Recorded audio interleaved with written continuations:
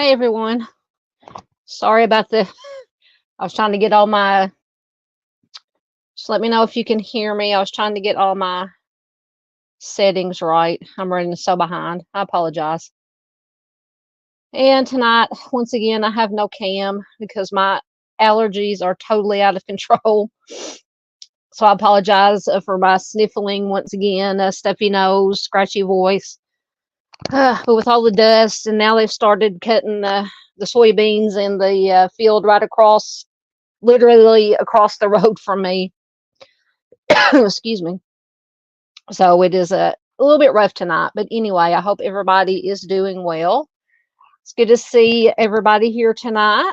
We already have lots of people in here.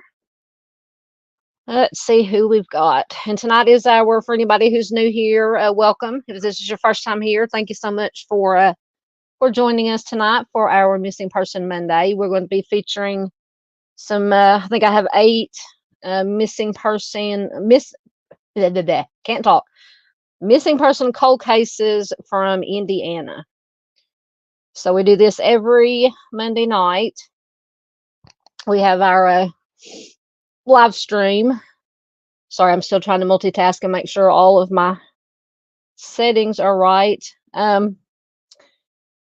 So we have Miss Ange popped in earlier. Hopefully she'll be back. She said she's maybe a little late. That's fine. I was late to my own live stream as usual. We have Mr. Arctic Fox True Crime is here. Always good to have Arctic here. Wonderful human being, wonderful friend. Miss Lisa Joe is here. I think she's back, but I love this. I saw this earlier. She said, I should be here. No haunted hay rides tonight. I would love, it has been so long since I've been on a hay ride, and especially a haunted hay ride. Oh, 'tis the season. I love this time, the fall, the harvest, Halloween. It is probably my favorite time of the year. So I would absolutely love, and Miss Lisa Joe did post some pictures on Facebook from her haunted hayride, and it absolutely rocked. So I would love to go on a haunted hayride. Miss Barbara Hall is here. Hello, Miss Barb. Always an honor and a pleasure to have Miss Barb here. I hope you're doing well tonight, Miss Barb. Yep, there's Miss Lisa Joe. She is back. Chris Gideon is here. Always good to have Chris here. Yes, Miss Lisa Joe asked, did everyone have a good day? I hope so. I didn't do a lot today. I tried to get stuff done, but then I forgot it was Columbus Day and all the government businesses were closed that I needed to go to, like the bank and the post office and things of that nature. So I didn't pick a very good day to run my errands. But anyway, so I worked on some stuff for the channel, some videos to upload this week for you guys and things of that nature. Oh, and Miss Lisa Joe says she did next to nothing. Welcome to the club. She took her dog to Lowe's so that she could get freaked out by the Halloween decorations and then work through it.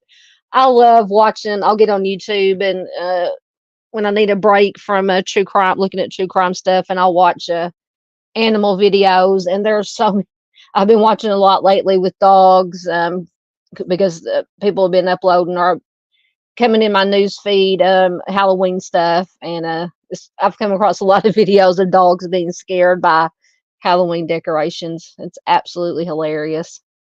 So I hope your doggy is okay and getting used to the Halloween decorations. Oh, I'm sorry. Dandy says her little one has an ear infection. Rough day. I'm so sorry, Dandy. I hope he or she gets to feeling better.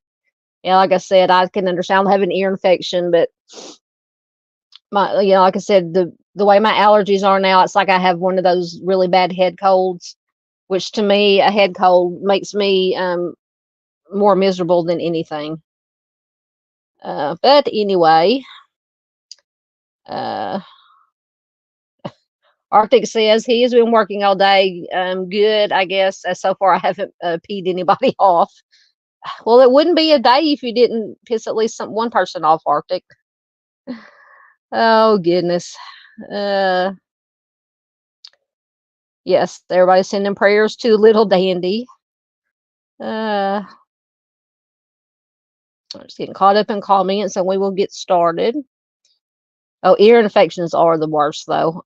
Thank goodness I very rarely get I don't really get ear infections, but like I said, when I get those really, really bad head colds and your ears get stopped up with all the backup, the fluid and everything backed up in the ear, oh my goodness.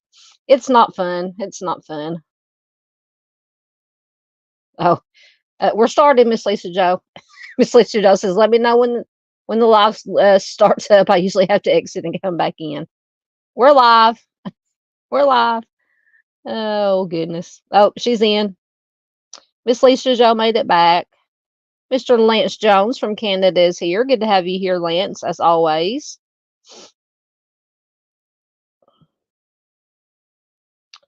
Miss Gail Hurd is here. Always good to have Miss Gail here. Welcome.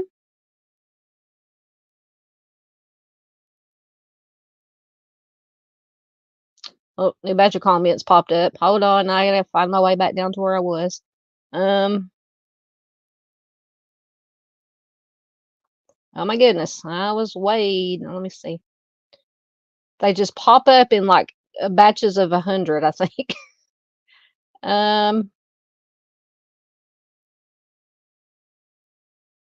Nope. Where was I at? Okay, there. Okay, there's where I was at, kind of.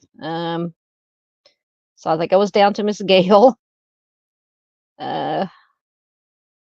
Junior Johnson is here. Hello, Junior. Always good to have Junior here. One of my OGs, my original guys, here with me from the beginning.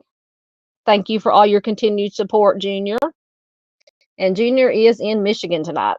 We never know if Junior is going to be in Michigan or Kentucky. But wherever you are, I hope, or we know you're in Michigan tonight, I hope you and yours are doing well.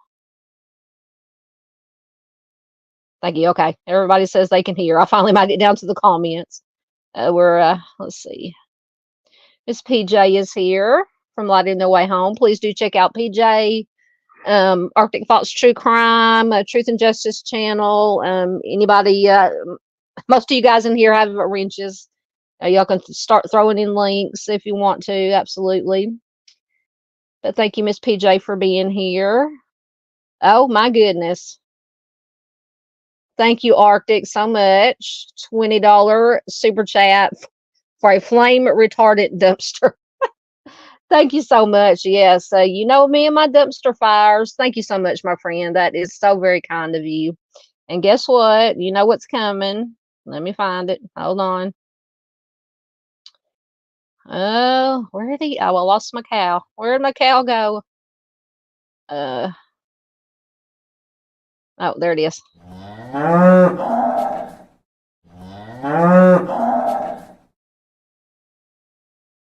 There is Arctic's moo cow. Thank you. Thank you so much, Arctic. That is very sweet. I appreciate that so much. You are an angel. You're an angel. You are a rock star. I'll try to make it through tonight without having too bad of a dumpster fire. I was kind of worried earlier.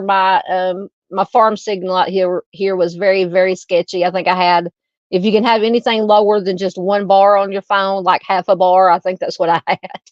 It's back up to actually 3 now, so that is really good for the farm signal. But thank you so much, Arctic. Please do check out Arctic. He does an excellent job. He did 2. I got to do be at one of the live premieres. He did 2 premieres today of some older cases, some axe homicide cases. Very interesting. He did the Velisca axe murders and then the axe man of Louisiana. Was that the other one? Interesting, fascinating stuff. All right, let me get caught up again. Just don't want to make sure I don't miss anybody. There is one of my OG's original gals, Michigan Wifey. Welcome, my dear. I hope you're doing well. Miss Tabitha is here. Welcome back, Miss Tabitha. She says, hey, all, I'm a hot mess with allergies too. Oh, in Conway. Yeah, Conway is. I know where Conway is. Probably about an hour or so from where I live. She says, thank you for all of your hard work. Absolutely. Thank you. Thank you guys for, I couldn't do it without you guys, without the community, the subs, the other creators that come in and support. Absolutely. It takes all of us. Takes all of us. So thank you, Miss Tabitha, for being here. Almost, I say I'm almost caught up, and then 1,000 comments will pop up again, but that's okay.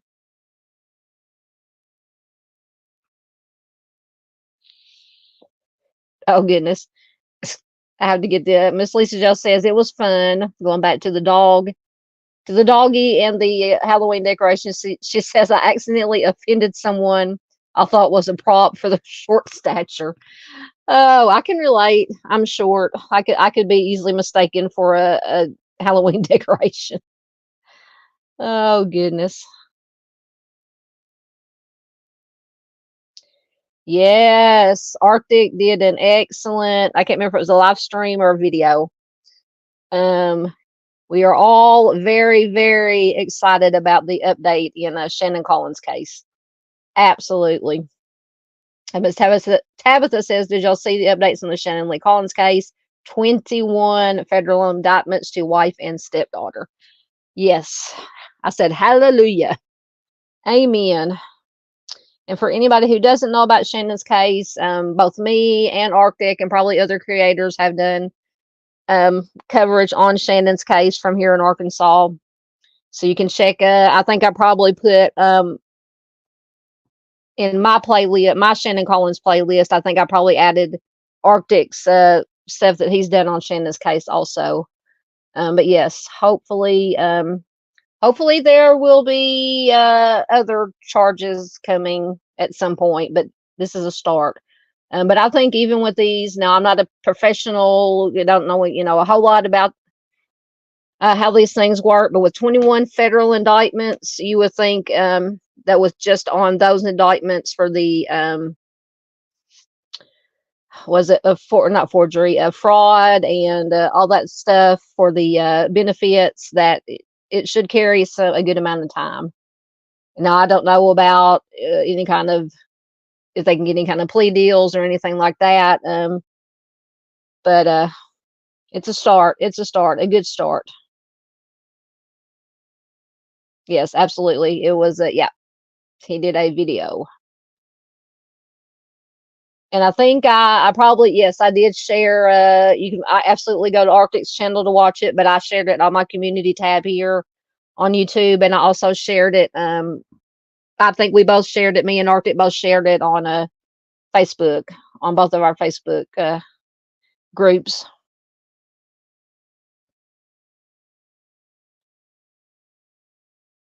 Yep, Miss Lisa Joe says yes, that is such good movement. Absolutely.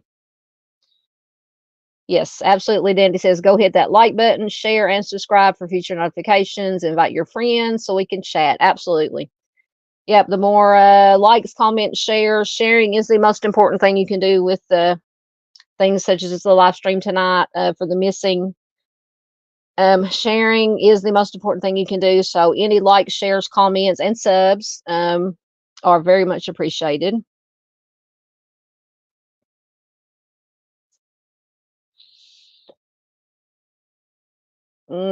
Gail said, talking to Junior, says, didn't see you at the walk, but I know you were there. Wish I could have been.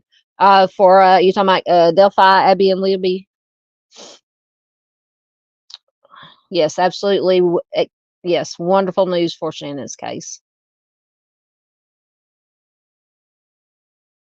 Oh, I wish you're gonna have to post those on Facebook. Miss Lisa Joe says she took some cute videos of the doggy at Lowe's. She did good once she was there, bit. That tiny Santa climbing the ladder in the entryway was the worst of it.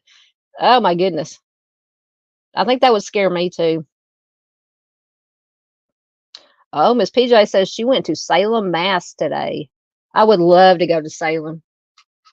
Interesting. I've always been fascinated by the Salem witch trials. That would be awesome to go.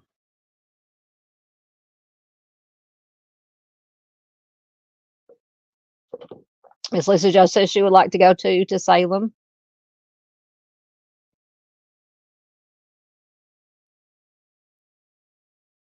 There is Miss Farr from Australia. Welcome, ma'am. Good to have you here. Thank you. Arctic is throwing in links. There's Miss PJ's link. Do please check out Miss PJ. I'm almost caught up, guys, and I promise we will get started. I just want to make sure I get everybody in.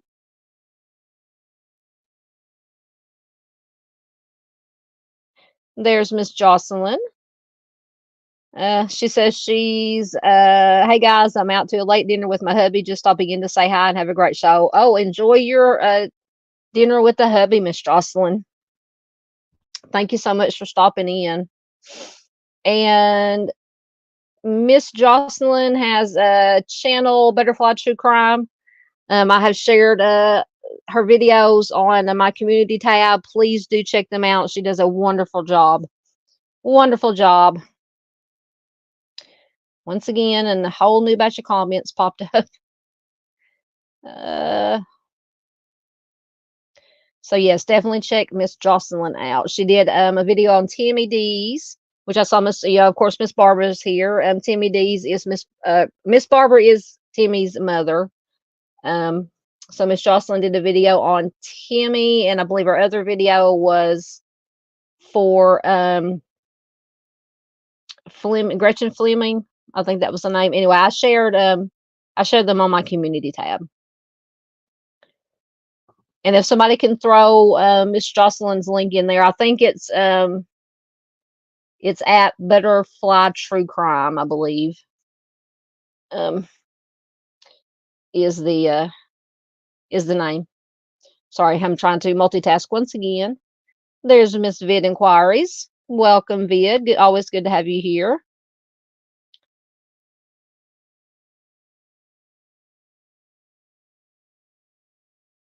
Yes, thank you, Arctic. There is a Vid Inquiries link. Please do check out Vid Inquiries, another wonderful channel.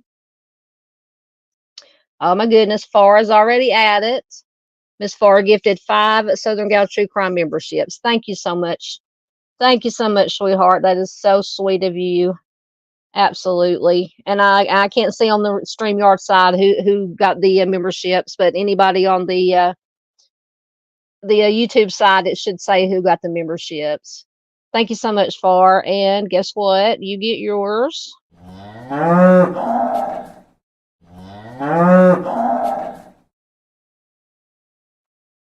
Thank you so much, lady. You are wonderful. You are amazing. All of you guys are amazing. You just blow me away. Excuse me. Sorry. Blow me away. You can get me all choked up now. Okay. It's hot in here tonight. Sweating as usual. I can't wait to. It's cooled down a little bit here. It's getting down into the mid 40s. I think tonight. I think we'll actually have a frost warning here tonight. I think I may need to open up my window, get some fresh air in here. But then again, it would let all the dust and the chaff from the fields in. So I don't know what's worse, being hot or not being able to breathe because of allergies. Oh goodness. All right, let me get through here. And my mom went out earlier because there's a comet. I can't remember the name of the comet that you should supposed to be able to see. And she said she kind of saw it. She went out to look at it. I was trying to get ready to. I was going to go out there and look at it, and then I realized what time it was, and I was behind. So, she said she saw it a little bit. Yes, absolutely. Farr is a rock star. Always giving memberships away. Absolutely. That is a question. Going back to Shannon Collins, Miss Lisa Joe said, "I really wonder if his son cut the deal." That is a possibility. Absolutely. I think, well, I don't know if Arctic mentioned it or somebody in the comments maybe mentioned it, or the chat was wondering the same thing. It might have been you, Lisa Joe. I don't know. It's been, I've slept since then, or I have not slept, whatever the case may be. Junior says, if I don't see you in the future, I'll see you in the pasture. Oh, gotta love Junior.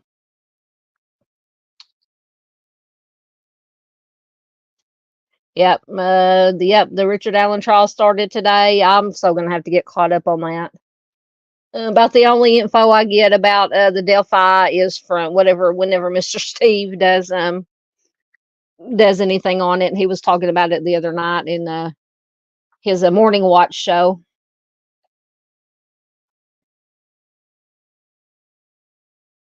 Oh, I might have to get that. Dandy says there is an app. Really? There's an app you can download for up-to-date reporting on Richard Allen trial. So it is just for Richard Allen's trial or just in general for trials? Sorry, guys. I'm trying to wipe the sweat off my brow here. Mm.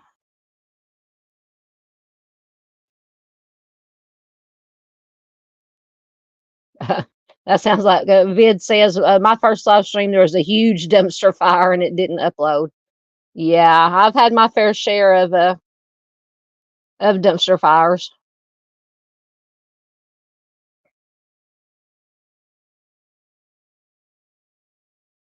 Oh, Vid got to meet Junior. That's excellent. That is excellent. There's Miss Mitzi Scott. Welcome, Mitzi. Good to have you here. I know, guys. I promise we're fixing to get started. People are going to start leaving here. Thank you. Thank you, Arctic. There is Miss Jocelyn's channel, Butterfly True Crime. Please do check it out. Go. Oh my goodness. More comments.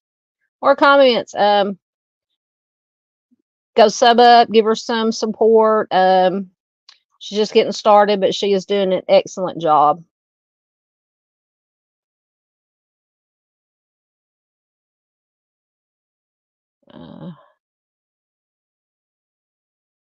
Far says she loves the cow.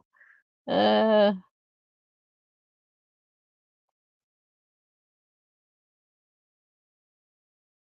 are you talking about at the trial?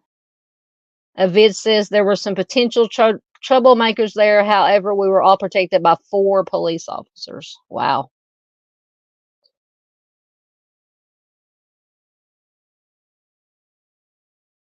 Vid says they're going to be back Sunday for a couple of days of the trial. Excellent.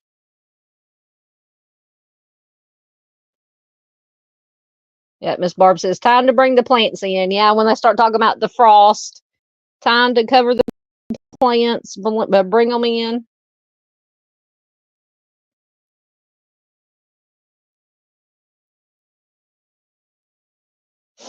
All right.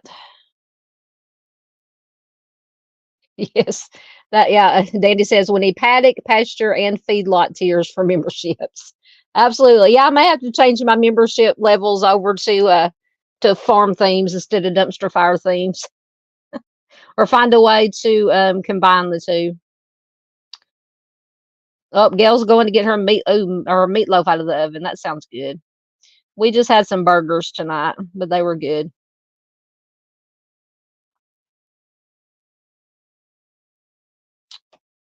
Arctic says Lisa and I had a pretty in-depth discussion about the son and why he was left out of the indictment. Interesting. Yep. Excellent.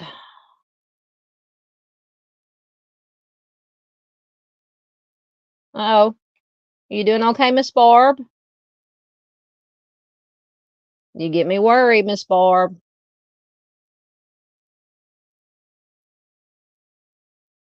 You reach out to anybody if you need something, Miss Barb.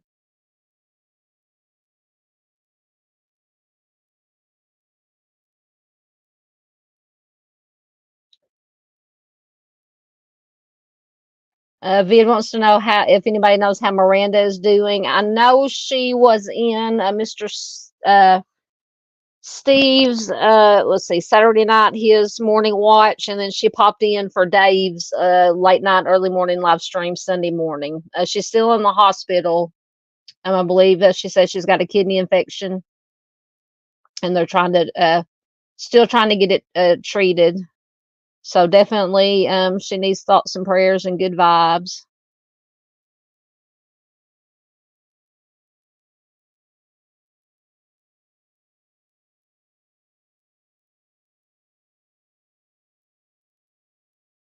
All right.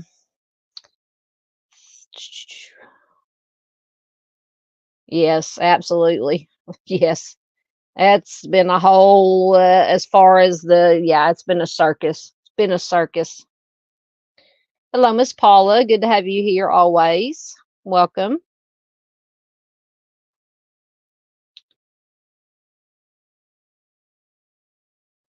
Yep. Yep. Miss, that trial. Yes. The Quentin Simon, Leilani Simon, his mom, her trial started today too. Lots of trials starting. And I don't know about, haven't heard anything about Koberger lately, about when, if that were when that trial is going to get started.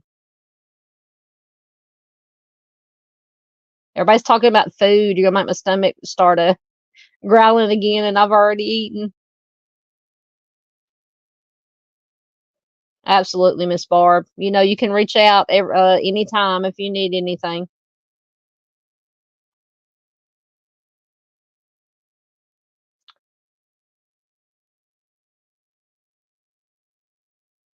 Welcome, Ron Logan. Says I have a ton of hog left over from the roast yesterday. Good to have you here. I've seen you in other chats on other channels. Good to have you here.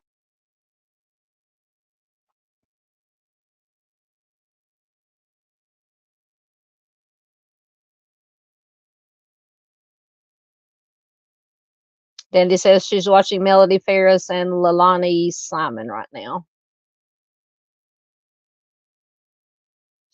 All right, I'm going to stop for a minute with comments because we got to get started, and then I'll get caught up. I'm going to bookmark that. That way I'll know where I stopped at.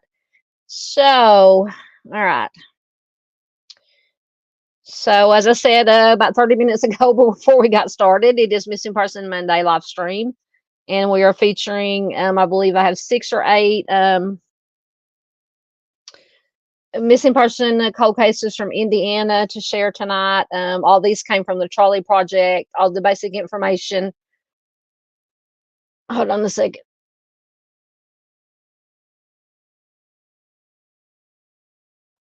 Sorry, I thought I almost got into a coughing fit. Indiana cold cases. I believe there's 6 or 8 of them from the Charley Project, basic information. And on a couple of them, I did find some supplemental articles on the Google machine.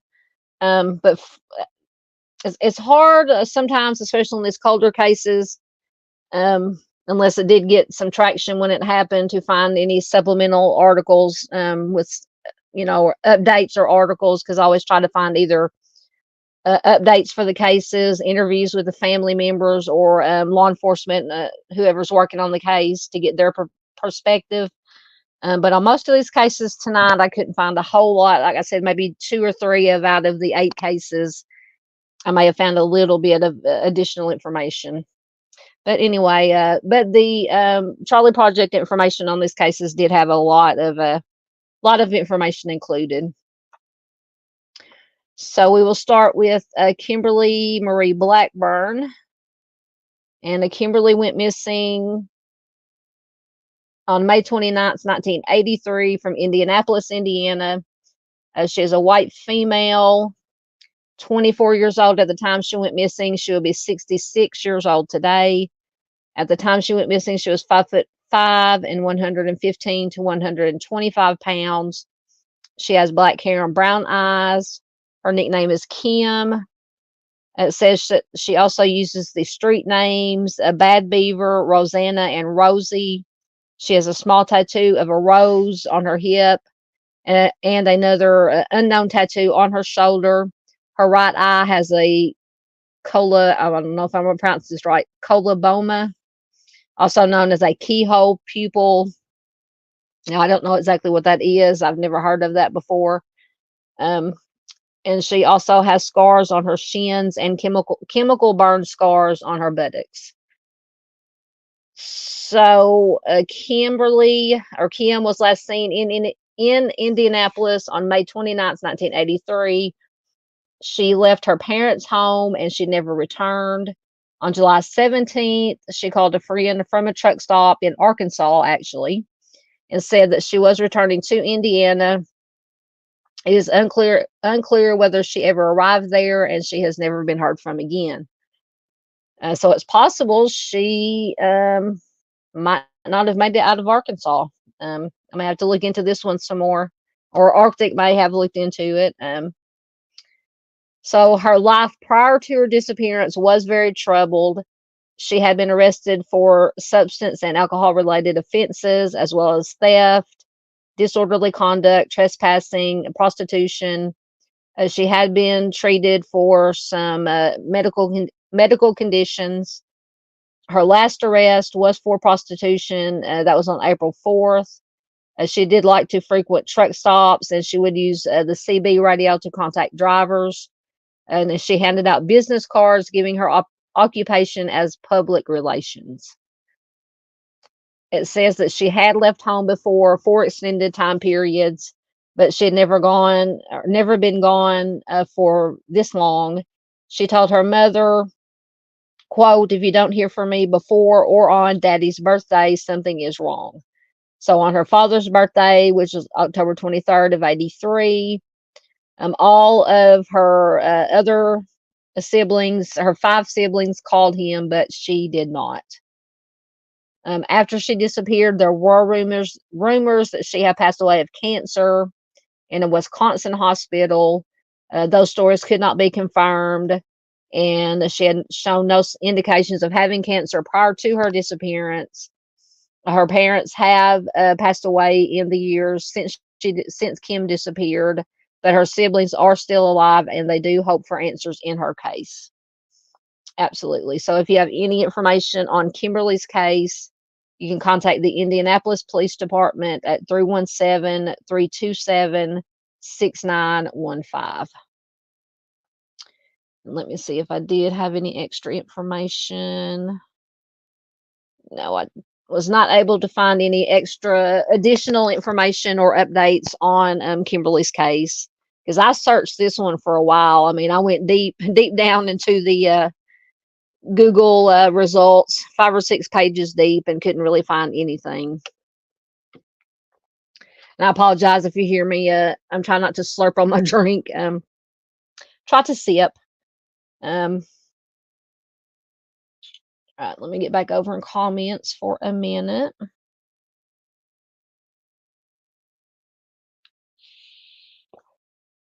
Ron says his microwave is broken, so he has to use the stove. Oh, I hate using the stove. I'd rather use a microwave for everything.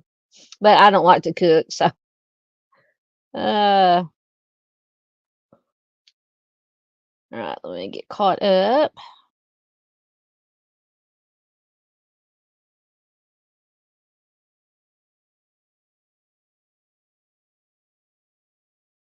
Miss Paula says, did I see you on Rob has a podcast last night? So I don't think it was me. I haven't heard of that. Rob, I don't know what that is. I don't think I'm trying to think of what any live streams or anything that I was in last night. Can't think of any.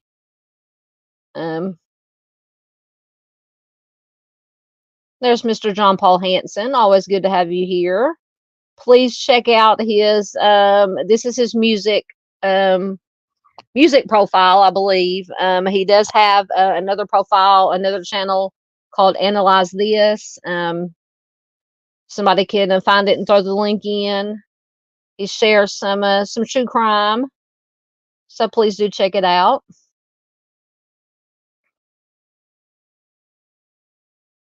Yep, there's John Paul's or JP, his music. Always good to see John Paul here.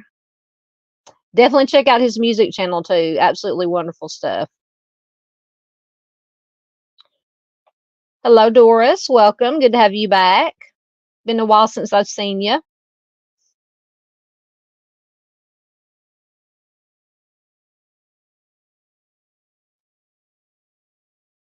Getting caught up a little bit more, and then we'll go to the. Oh, Dandy says, you know, Mike Kimberly says she looks like Leilani Simon quite a bit. Yeah, I didn't know that you mentioned it.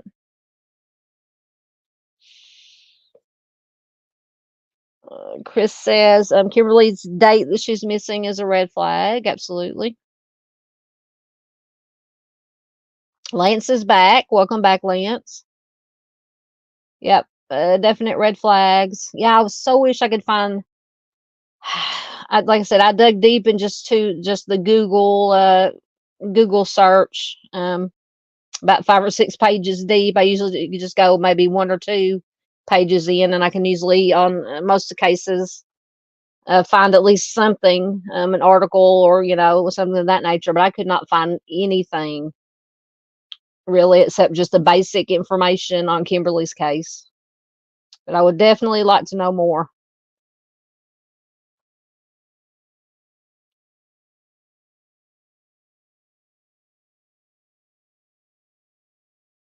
Yep, absolutely. Miss Barbara says sad. She sounds like she really needed some help. Absolutely. Yeah, and I even checked out because Web Sleuth's website is, excuse me, a good place to find some articles and information that don't maybe older, that don't necessarily show up on the Google when you just do a search on Google. And everybody on the thread for Kimberly's thread and Web Sleuths said the same thing. They're like, we cannot find any other information except just what is, you know, from the Charley Project and a couple of other, you know, like Doe and NamUs, and, you know, just the basic information is all that they could find. It's really sad with these cases, especially, I guess, you know, with, because usually when I'm searching, I can find at least one article, like I said, with statements or interviews with family members or law enforcement detectives who are working on the case. But, you know, some of these cases, unfortunately, there's, you know, no coverage, no interviews or articles. It's just sad, very sad. Miss Farr is at it again. She gifted another Southern Gals True Crime membership. Thank you so much. Let me go check the starred comments. You may have more. Get those so I can give you all of them at the same time. So that one was at, hold on, let me go back to see what timestamp I'm at. 8:35. Okay, so that one, Mitzi gifted one Southern Gal True Crime membership. Thank you so much. Oh my goodness, and Mitzi sent a $3 super sticker. Thank you so much, ladies and gentlemen, because earlier Arctic sent a $20 super chat. Thank you so much once again. And earlier, Miss Farr gifted 5 Southern Gal True Crime memberships. Thank you so much, guys. So once again, another moo cow. Another moo cow.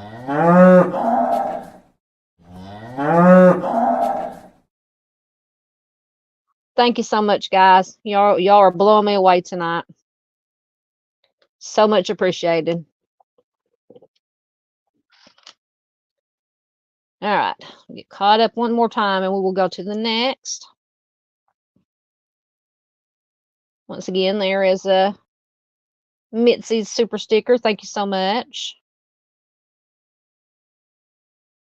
All right, so Sarah Lee was one person that got a membership. Excellent.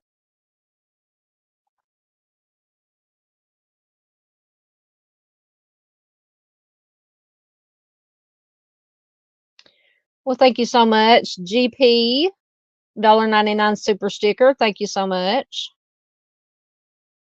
Once again, we got lots of moo cows going. Hold on.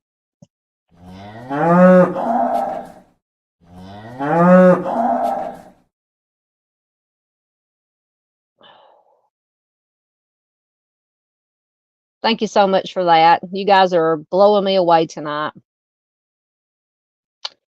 Absolutely appreciate it. And anything that's donated as far as membership, super stickers, super chats, goes right back into the channel to pay for my StreamYard, my basic cheapest plan on StreamYard, and one video editor that I have the cheapest plan on, and then just general upkeep for computers, phone, things of that nature. So everything is truly appreciated. Absolutely. Yep. Thank you all for your donations. Yes, ma'am. Thank you. There is JP's Analyze This channel. Please do check it out. Go sub up and support JP over there.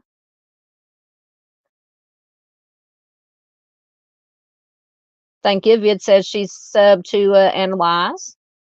Thank you. Thank you. Oh, oh, oh, almost put us in a dumpster fire. I might have to get into Arctic's his $20 he sent for my flame retardant dumpster. I almost pushed the wrong button.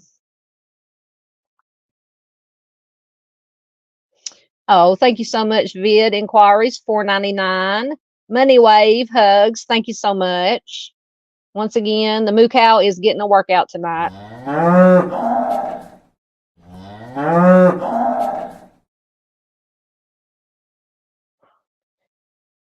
Thank you so much. We've got a whole pasture. The pasture is full of cows tonight.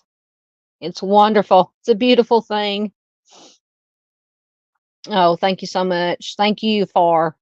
Thank you. And everyone, everybody. Absolutely. Dandy says liking, sharing, and subscribing is free. Absolutely. That is just as important.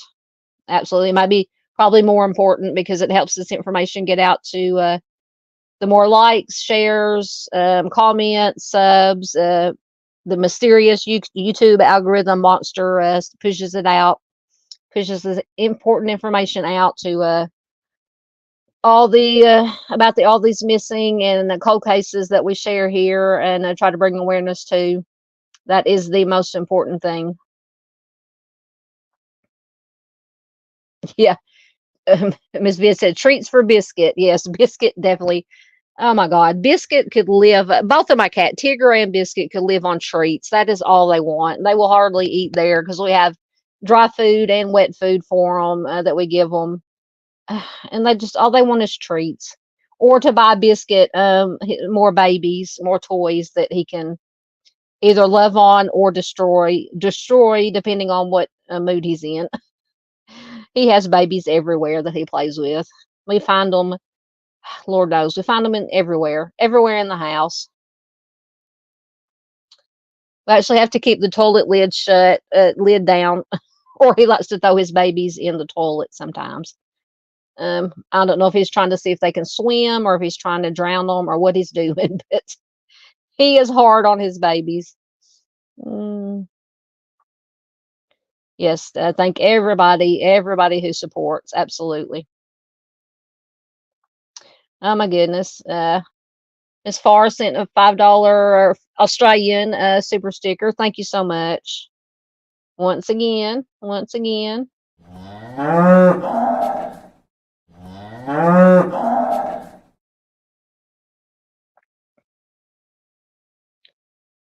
Thank you so much, Miss Farr. You're an angel. All of you guys are awesome. Arctic says the cow has got him craving a ribeye. That does sound good. That does sound good. Yeah, Vid says their cats live on treats too. I know. They love treats. Oh, Miss Barbara's eating has been cookies and milk and cookies. Yes, yeah. Arctic says his little one of his fur babies, Sylvester, will literally stare at me and cry till I get up and give him treats. Oh, I know. They make you feel guilty. Oh, Vid says Zorba. I love that name. Our cat Zorba traveled with us to Delphi, so she had her share of treats. Excellent. Welcome, Mr. James Tate. Good to see you here. He says, hello, everyone. Thank you so much for everything you do for everyone else. God bless you all. Good to see you back, Mr. James. Always good to have you here.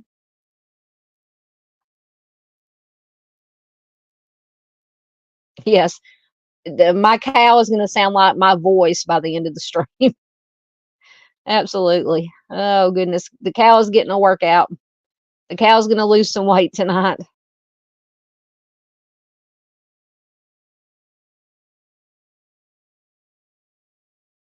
All right. I'll put a bookmark there. Okay. I think I'm caught up for a minute. So we will move on here. This is Marina Pearl Boelter. And I should have had her information loading already, as usual. Marina has been missing since December 31st of 2014 from Bloomfield, Indiana. She is a white female. She was 18 years old when she went missing. She will be 28 years old today. When she went missing, she was 5'3", 95 to 120 pounds. She was last seen wearing a black and purple plaid peacoat, jeans with rhinestones on the back pockets, pink and white Nike Shox shoes with a purple swoosh outlined in black, and a cross necklace. And I believe on the slide there, the smaller picture, I don't know how clear it is, but that is the necklace. She was carrying a purse with love written on the side. She has blonde hair and blue eyes. She may wear non-prescription eyeglasses.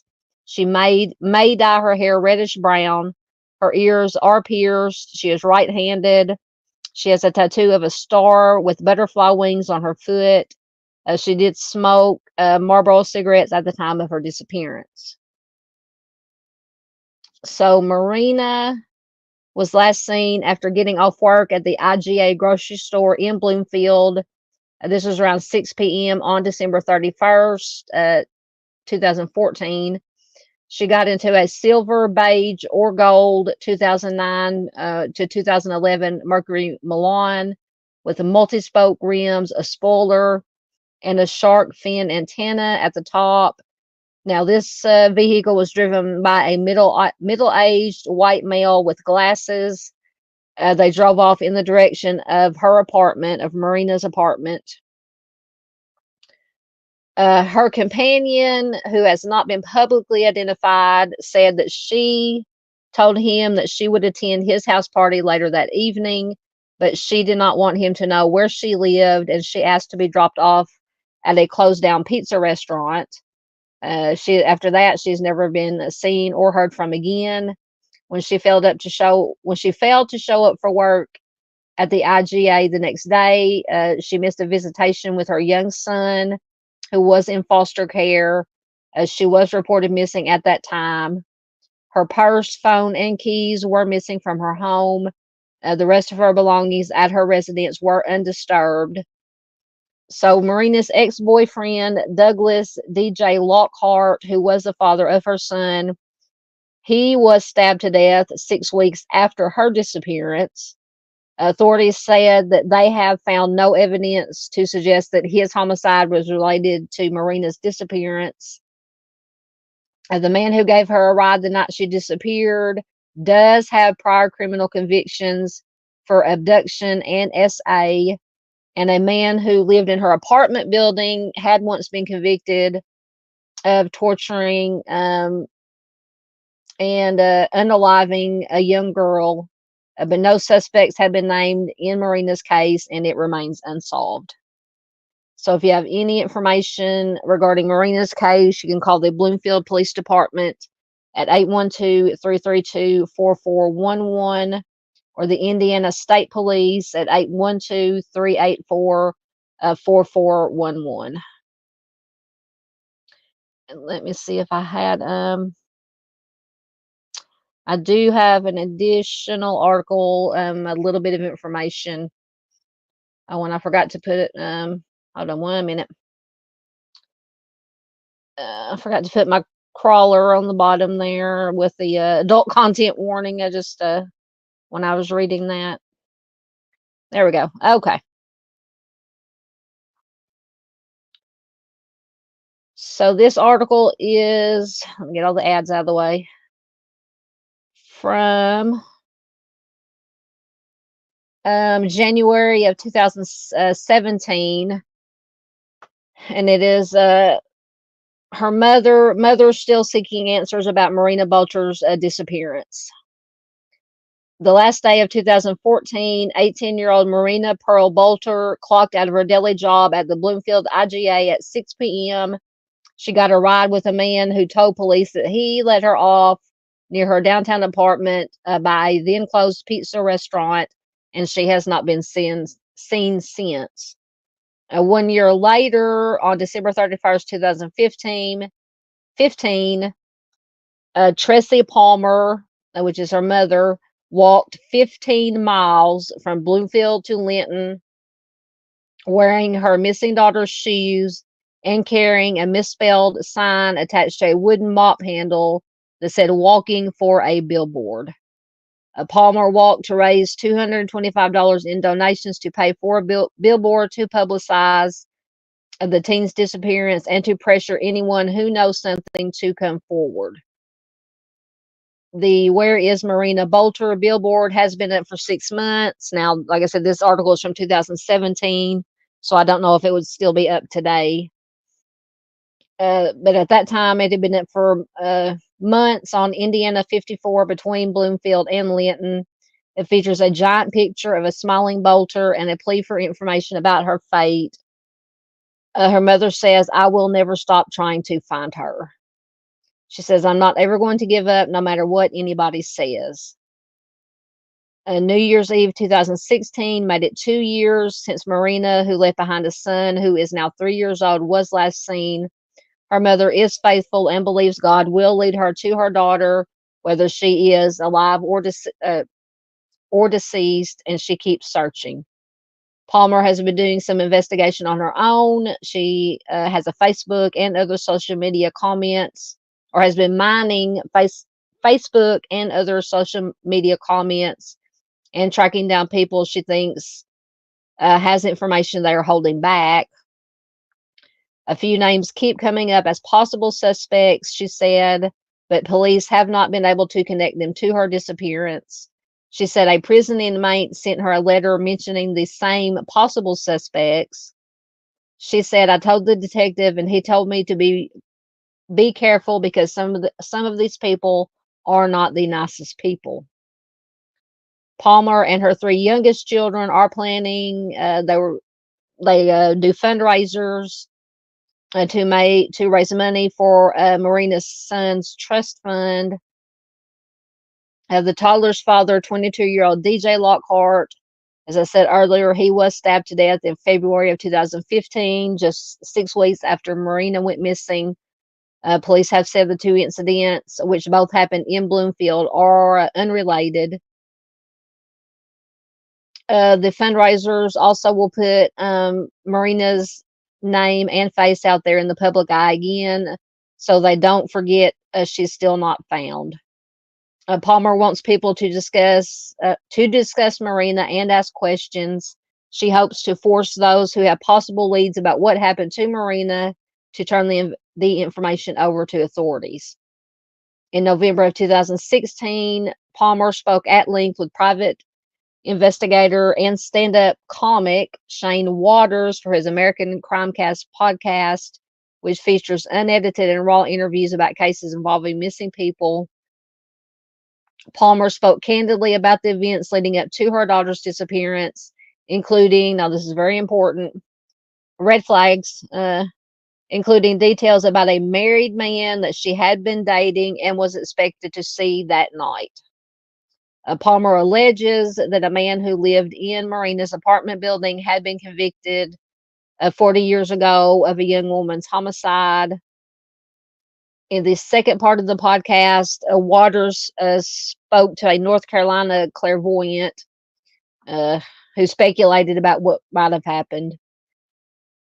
Palmer's search for her daughter, who would be 20 now, continues every day along ditches and wooded areas, but to no avail.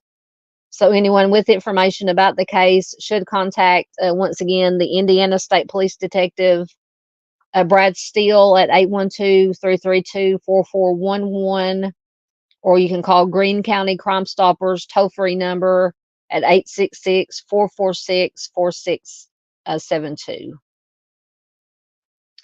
So that was just a little bit of additional information on Marina. And I did find a couple of articles about Marina's case, and they all mentioned this, that she was dating this married man. Now, I don't know. There was speculation that maybe whoever she was seen getting into the car with could have been this man, this married man. But I don't think they ever, as far as I remember at least, found out exactly who was in the vehicle, who she got into the vehicle with. But very very disturbing, as they all are. Get back down in your comments.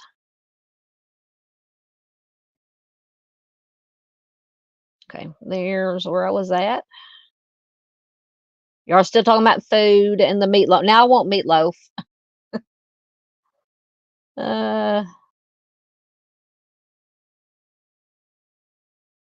I'm the same way, but we grew up on it. Arctic says he hated meatloaf as a kid. Ironically, it's one of my favorites now. That's the way I am. I mean, I never really say I hated any kind of food because growing up where we grew up and the time we grew up, if you didn't eat what was put on the table in front of you, you just went hungry. You didn't say, I don't want that, I want something else. But yeah, I love meatloaf now. I love it.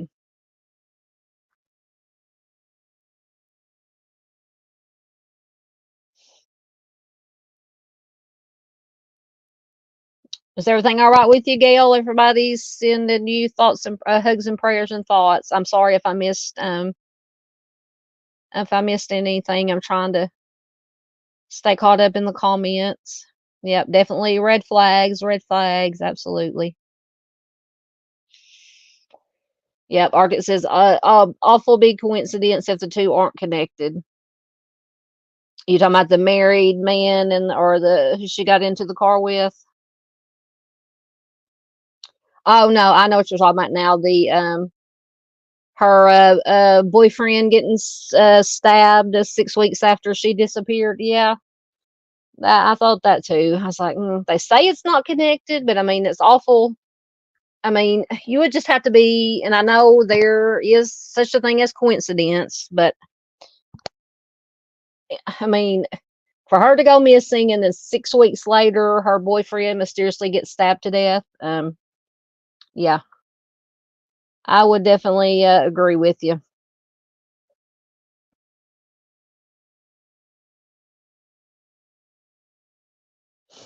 All right, still getting caught up.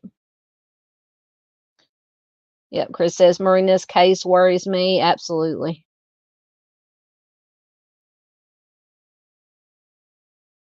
Yep.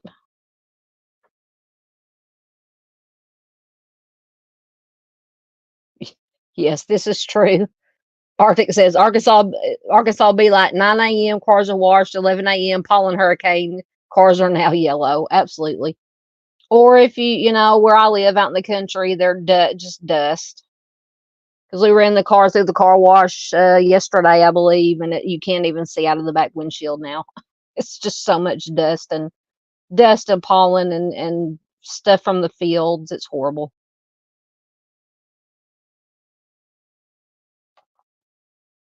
Absolutely.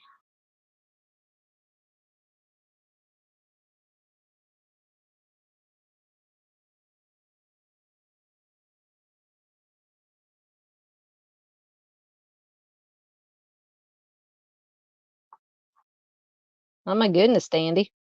No wonder. Oh, you're so protective of your children, aside from the obvious.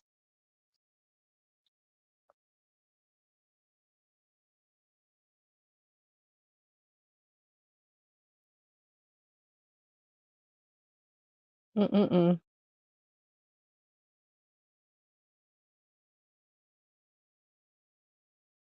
Yep, that is true. Vid says there could have been many pissed off people now that there was a married man involved. Absolutely.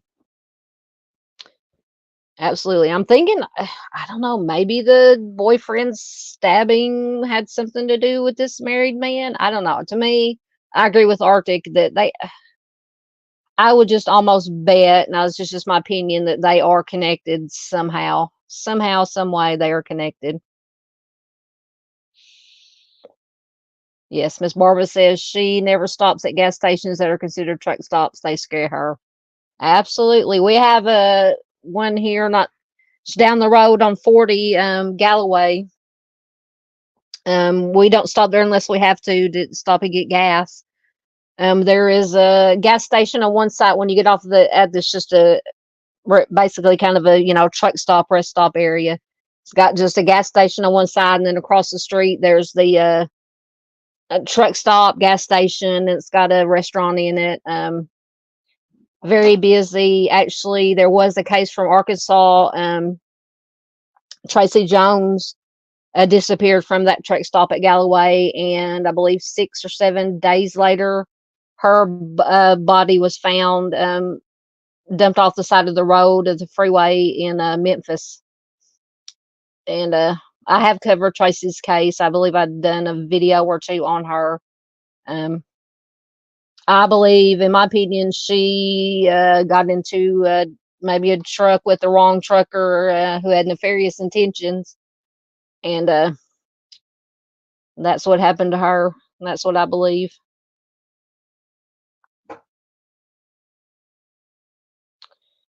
Yes, Vid says probably somebody she thought she could trust to get into the vehicle with them. Absolutely.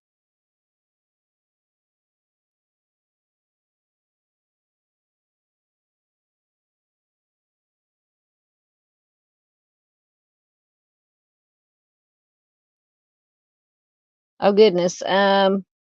Gail says a new Amber Alert here from Austin. Oh my goodness, 3 children, oldest age 7. Said guy's name that took them. Said armed and dangerous. Oh my goodness. Yeah, if I can. Uh, Let me see if I can find that right quick. Austin, Texas.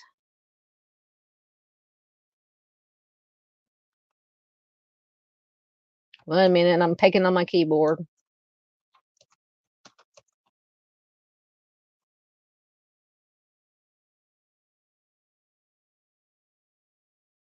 Oh, okay. It says children have been found safe.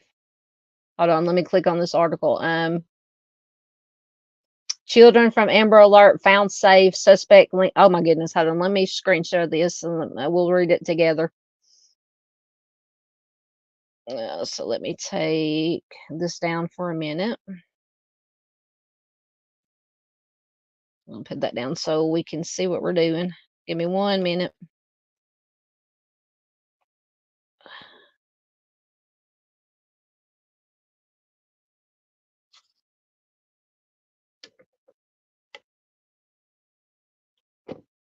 Let's see if it'll come up. Give it a minute. Sometimes it takes it a second. There it is. Okay, let me change the layout. All right, so this is what Miss Gail was talking about. Get the ads out of the way. Children from Amber Alert found safe, but suspect linked to double homicide. Oh goodness. Austin police arrested 31-year-old. I'm gonna butcher this name. Charlez Machado Hernandez. I'm assuming that's him there. The Amber Alert that was issued on Monday afternoon for 3 children missing from Austin has been canceled, and the suspect has been arrested. Authorities were searching for 3 young children who have now been located safe. Thank God. The Austin Police Department said the suspect, 31-year-old, once again, Hernandez, was arrested in the 900 block of Fairfield Drive in North Austin on Monday evening. He was booked into the Travis County Jail. APD said Hernandez is also believed to be connected with a double homicide in Southeast Austin. A man and woman in their 20s were found deceased with GSWs in a vehicle in the parking lot of an apartment complex in Southeast Austin around 7:30 a.m. APD said the woman had 3 children who were unaccounted for. So he took the kid. I wonder if he knew them somehow, or if it was just random. That is horrifying. APD said the woman had 3 children who were unaccounted for, which prompted the Amber Alert. Police are asking anyone with information to contact the homicide tip line at 512-477-3588 or APD Crime Stoppers. That is horrifying. At least they found the children safe, thank God. Oh, thank you so much, Miss Gail, for bringing that to my attention. Oh, like I said, so glad that they were found safe. All right, get back over here to get that back up there again.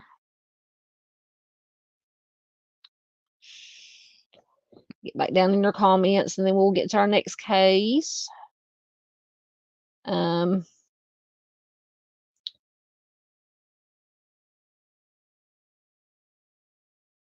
to find my place where I left off. Okay, there's where Miss Gail was telling us about the Amber Alert. Oh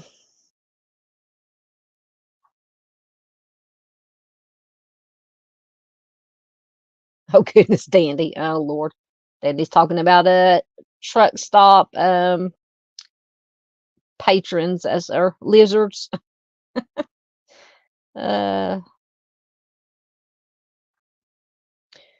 Yes, Arctic says smart move. Truck stops are often fronts for trafficking rings. Absolutely.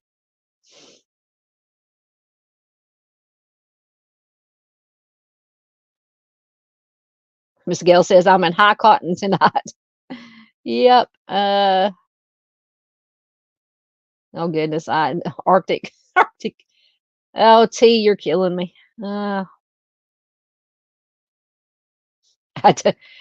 I don't know, Miss Lisa Joe. Miss Lisa Joe says, what did I walk back into? No, let me bring out my where's it at? My what is even going on?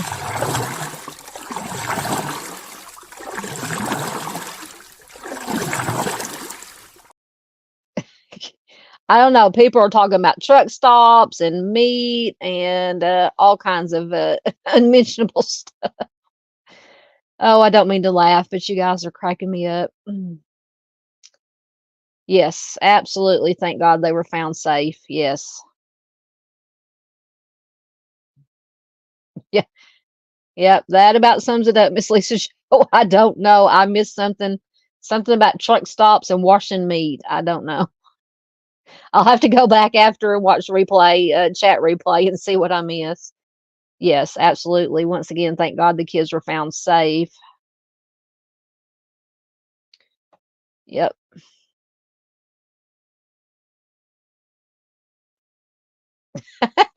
Uh-oh.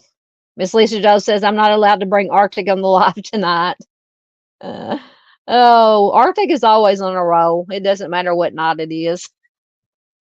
We love him. And I don't know how much he wants me to say. I don't know how much how things are worked out yet, but maybe something very special for Saturday night, I think. I'll just leave it at that. Arctic can jump in if he wants to. I know he's still trying to get things worked out. Yes. Vid says I would trust a dumpster fire before I would trust truck stops. Absolutely.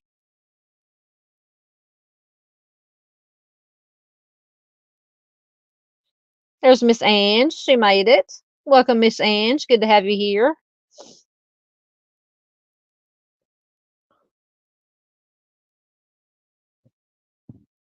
All right. Bookmark that so I'll know where I left off at. Okay, next we have I gotta go back to her information. Deborah Jean Cole.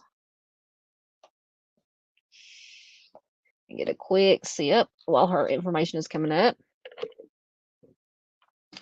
Deborah Jean went missing On August 29th, 1981, from Lebanon, Indiana. Now, this is considered a non-family abduction. She's a white female. She was just 12 years old when she went missing. She will be 55 years old today. At the time she went missing, she was 5'3" and 115 pounds, wearing blue jeans and blue sneakers. Now, she was reportedly pregnant at the time that she disappeared, but that rumor has not been absolutely confirmed. She has dark blonde hair and hazel eyes. She has a birthmark the size of a $50 on her ankle. Deborah was last seen at her family's residence in Lebanon on August 29th, 1981. This was approximately 11 a.m. She was allegedly with her mother's live-in boyfriend, Omar Steve Bebout. Deborah disappeared during the day, and she has never been heard from again. She left all of her personal belongings inside her home.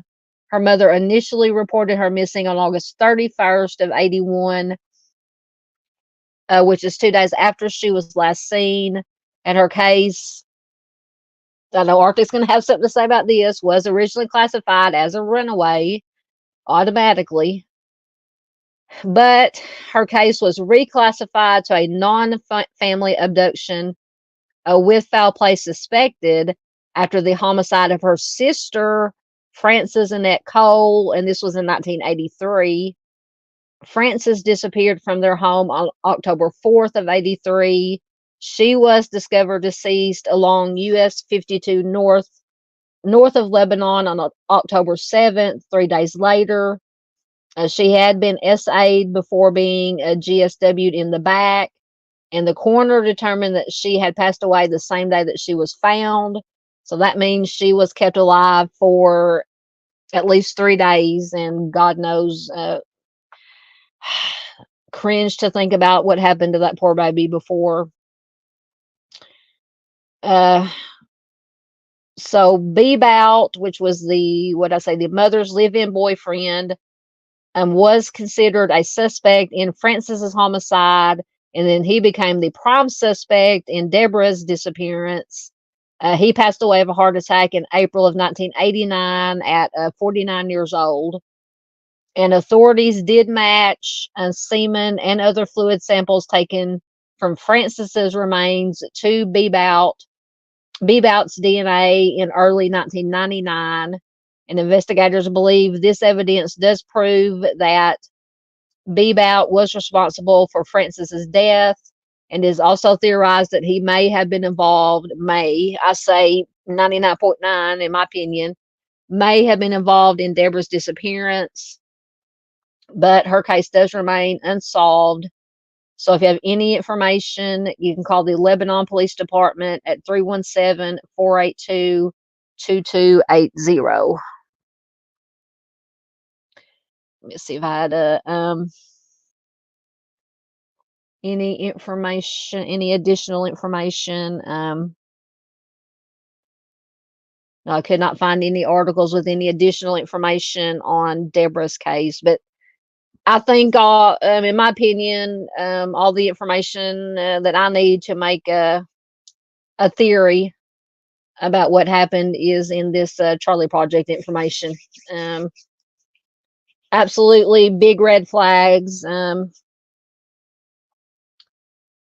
don't want to scare you guys. All right, if you're listening on headphones, get ready.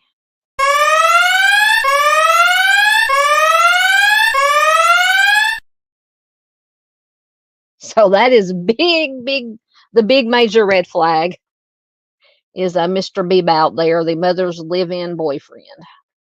But definitely, I know you guys will let me know in chat what your thoughts are. Let me get back down to where I was at.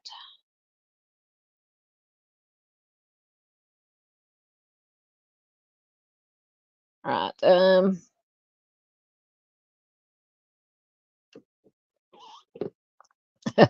Arctic says he's too exhausted to come up if he wanted to. Oh, you had a busy day. Busy day today. That reminds me of a, oh, what is that song? I had a busy day today.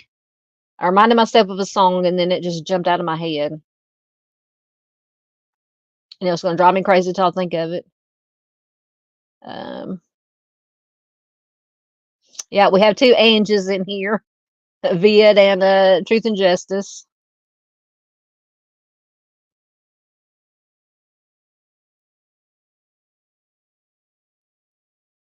Yes, that's what I was talking about.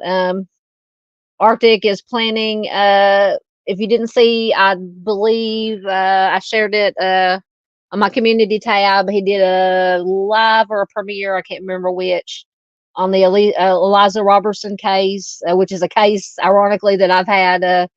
Her name has been in my little notebook for a long, long time, and I've just go back and forth researching and reading up on her case, and just never got around to doing a video. And then Arctic does his video, wonderful video, and he does hopefully going to be interviewing Eliza's sister Saturday, a live stream.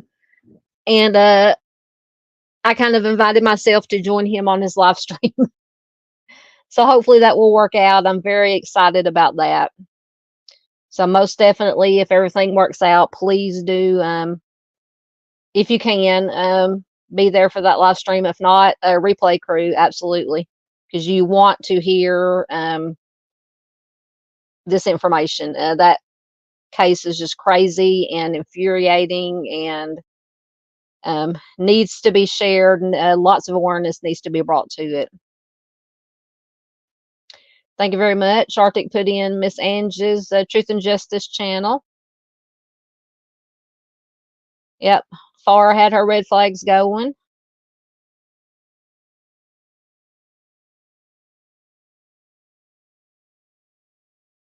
Oh, there's the one and only national treasure, Mr. Steve from True Crime Web. Says, sorry, late, meeting ran long. You never have to apologize, Mr. Steve. It's always an honor and a pleasure to have you here, sir. Mr. Steve, hopefully everybody here by now knows who Mr. Steve is. If not, please do check out True Crime Web, Mr. Steve and Mrs. Steve, and that whole organization, the True Crime Web Foundation. Does wonderful work out, boots on the ground, helping with families with cold cases, missing persons, to try to get them some justice and some closure. Always wonderful to have Mr. Steve here. I hope you're doing well, Mr. Steve, getting some rest. I don't know if you're still out on the road or on your way home, but wherever you are, I hope you are well and rested and safe. Yes, I knew Arctic would have something to say. He says, I swear every police department has a rubber stamp that says runaway. Absolutely. Just drives me nuts. I mean, I could kind of understand if you did a little, at least a little investigating, or at least talk to the family and said, has he or she run away before, or anything of that nature, or disappeared and came back, or or they've never done it before, before you automatically say that it's a runaway. It just drives me batty. Miss Gail, it is Butterfly True Crime is Miss Jocelyn's channel. Absolutely. Check it out. She's just getting started, but she's doing an amazing job.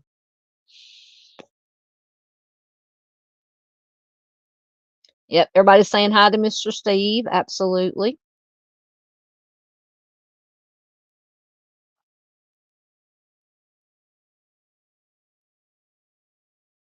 There you go. Absolutely, Arctic's on it again. There's the link for Miss Jocelyn's channel. Absolutely. Thank you, Miss Ange. There is True Crime Web, Mr. Steve's link. Please do check it out. And absolutely, there is Arctic's channel link. Please do check him out. Yeah, Vid says 12 and pregnant. I feel like somebody took advantage of her and got upset that she ended up pregnant. Just a feeling. Yeah, they said it was a rumor, but I mean, where there's smoke, there's fire. I'm not saying that she was, because I don't know. It just said in the Charley Project that was the rumor. but it is entirely possible. I agree with you.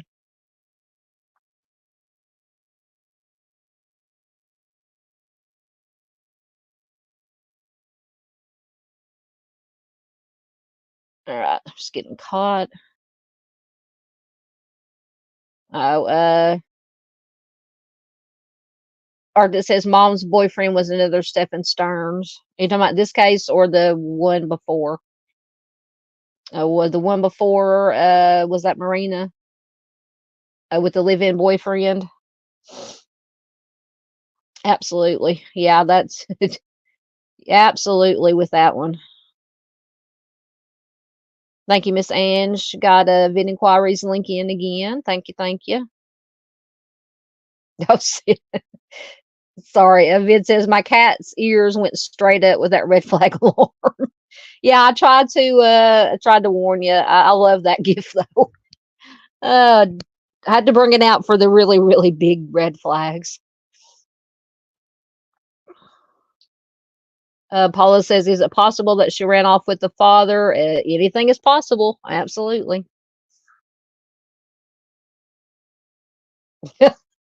I think I scared Mr. Steve too. He says, when I get my hearing back, I will clean up my coffee. I'm sorry, guys.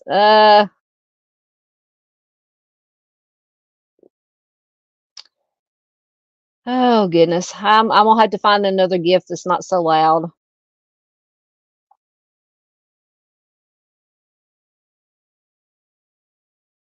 Yes, there is definitely Mind of Monsters, Sunshine. Do check out her. Absolutely wonderful person, human being, advocate, creator. Uh-oh, does Miss Lisa Joe says I've been trying to help Eliza's sister Ruby with the troll problem. Oh, why is she having troll problems? Just because she's speaking up? Oh goodness. That just infuriates me too.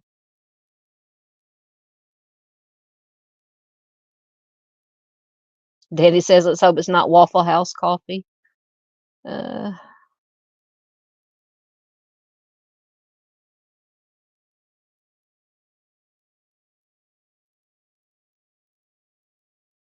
it's getting caught up.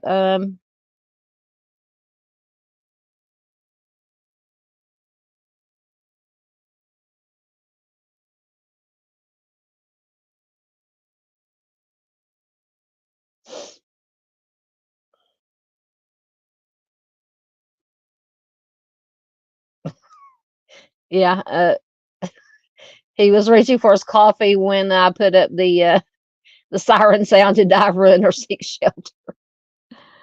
Uh Thank you. And just subscribe to one of the many channels that wonderful creators we have in here tonight. Thank you so much for everybody being here. Yes, going back to the Amber Alert. Yes, thank God once again the children were found safe.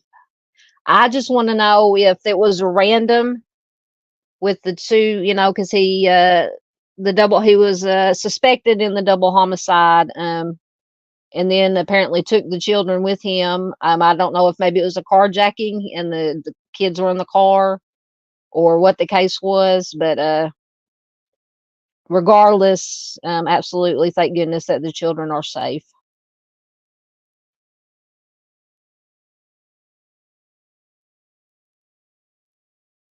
All right, I think I am caught up once again.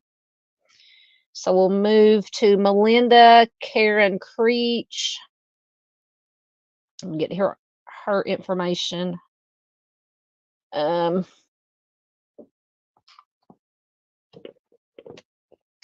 went missing on September 5th of 1979.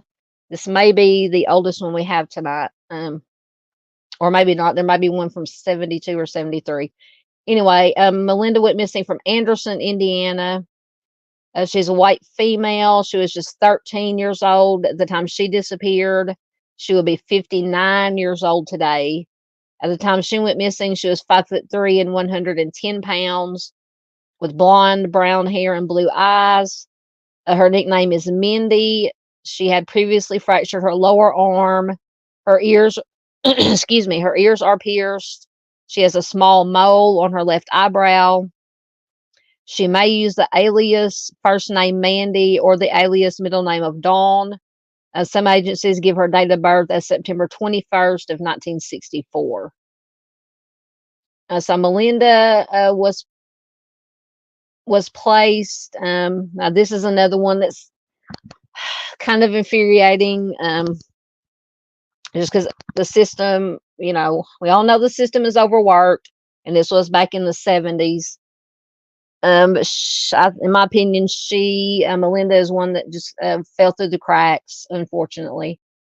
But she was placed in the Bronenberg Children's Home, which is an all-girls juvenile detention facility, on September 5th of 1979, after she and another teenager were caught stealing motorcycles from a dealership.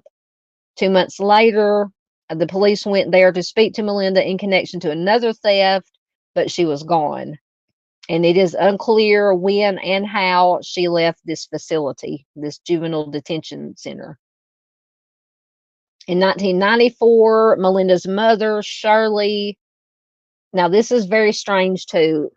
I won't break out the siren again, but in 1994, Melinda's mother, Charley, told her other 4 children that a badly decomposed body that had been found in New Jersey had been identified as Melinda, and they believed her. Although no funeral service was ever conducted for Melinda, but when Charley passed away in 2003, Melinda's siblings found letters among their mother's personal effects, which stated that dental records had proved that the New Jersey body was not Melinda. So why would Melinda's mother tell her other children that this body that had been found had been identified as Melinda? Now, it could be that she was, I don't know, maybe trying to protect the other children or give them some closure or some kind of explanation. And I don't know how old the other children were, older or younger than Melinda when she disappeared. Maybe to give them some kind of explanation. I don't know, but why would you do that? That just confuses me. So in 2004, police did reopen Melinda's missing persons case. They are currently tracking down and interviewing her old friends to see if any of them have heard from her. They do not know why Charley lied to her family about Melinda's supposed death. Now, they did say that Charley, the mother, did suffer from dementia for years prior to her passing, and possibly she was just confused, and that was the reason she told the kids that this body that was found was Melinda. That's a possibility. But talking about the mother, Charley, Melinda's siblings did describe their mother as an extremely abusive parent. So that kind of another red flag right there. There has been no activity on Melinda's social security number since 1979, and her father is now also deceased. So if you have any information regarding Melinda's case, you can call the Madison County Sheriff's Office. They have a lot of phone numbers, 765-646-9281, 765-642-0221, or 765-646-4028. Let me see if I have I think I had an article. Yes, I did have an article on Melinda's case. I'm sorry, I had to get a sip. In this article, get rid of the ads. Oh, goodness. They're popping up everywhere. This article is from January of 2014, so about 10 years ago. That's the most recent update or additional information I could find. So as I said, Melinda was last seen September 5th, 1979. She was taken to a juvenile detention center in Anderson. after she and this other friend were caught stealing motorcycles. When the detective went to this juvenile detention center to question her, she was nowhere to be found. Once again, it's just talking about how the mother um, told the family that Melinda was found deceased in New Jersey. After the mother died, that's when the children found out that was not true. Melinda's family contacted the Madison County Sheriff's Department in 2004 to resume the search for Melinda. Lieutenant David Callahan said investigators put Melinda's dental records and old x-rays as well as DNA from family members into a database. He says there were several phone calls, but no leads. Questions remain about the circumstances of Melinda's disappearance, such as why did the mother tell her children that Melinda was deceased after receiving this letter that said otherwise. Detective Callahan says that remains unclear. And when exactly did Melinda disappear? Callahan said that Melinda was placed at the Brandenburg's children's home on September 5th of 79. After she and a teenage boy were taken into custody, 2 months later, a detective went to Brandenburg to question Melinda, and that's when they found out that she was gone. Callahan said an old police report from the Anderson Police Department stated that Melinda had run away, but it did not say if she ran away from the juvenile detention center or if she was released back to the family and then ran away from there. Detectives also have talked to Melinda's old friends, boyfriends, and the teenage boy that she was caught with. He said he remembers her, but it was more than 30 years ago, longer now. The last time he had seen her was when they were arrested.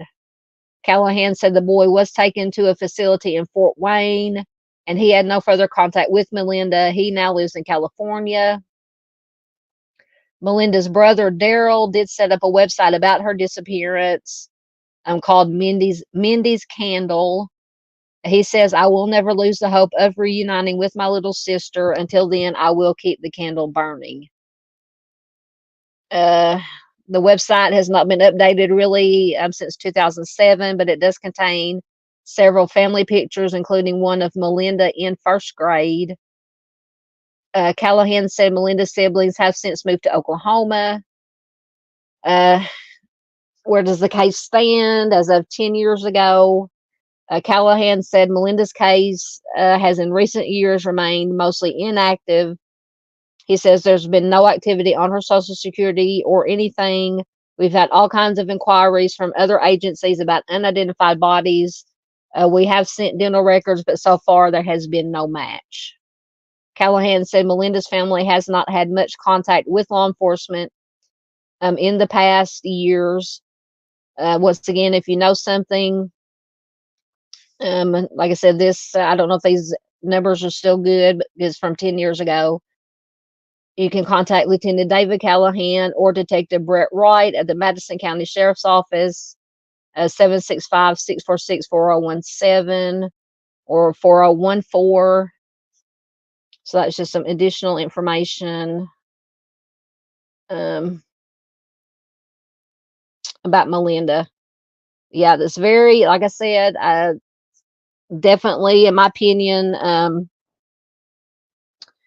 she fell through the cracks. I mean, they don't even know if she disappeared if she, quote, ran away or disappeared from the juvenile detention home, or if she'd been released from the home and was back with her family and then ran away from the family home. It's just infuriating. All right, let me get back down to where I was. Comments.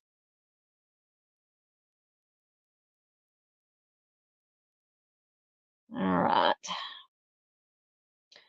Yeah, Paula said she does not look 13. Yep, she looks older. Looks older. I agree with you.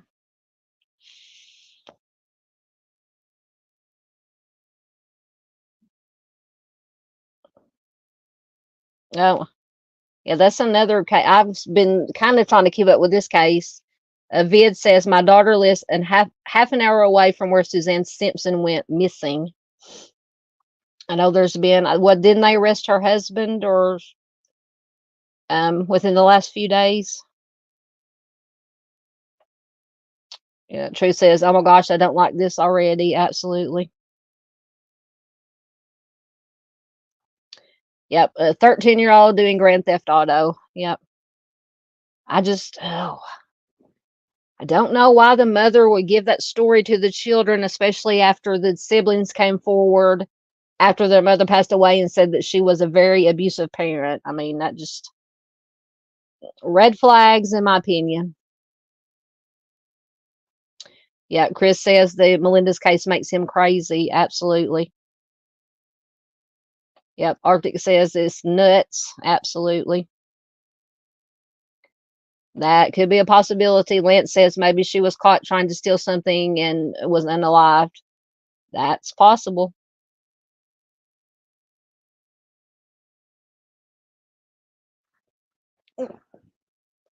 Sorry, I'm trying to get rearranged here. I've been sitting too long and everything's getting stiff on me.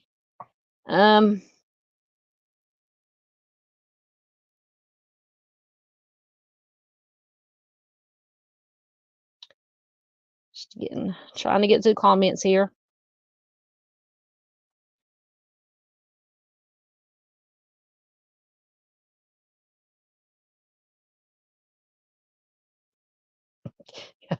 Still talking about Mr. Steve and his coffee. I apologize, Mr. Steve. Oh, goodness.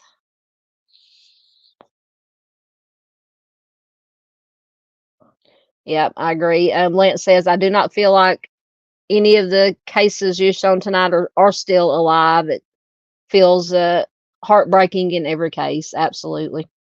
Yeah, especially these, there are miracles that happen with these cold cases. I shared one not too long ago. I think it was a members only video of a boy was kidnapped in California when he was 6, and over 70 years later, I believe it was 72 years later, his family ended up finding him on the East Coast, alive and well.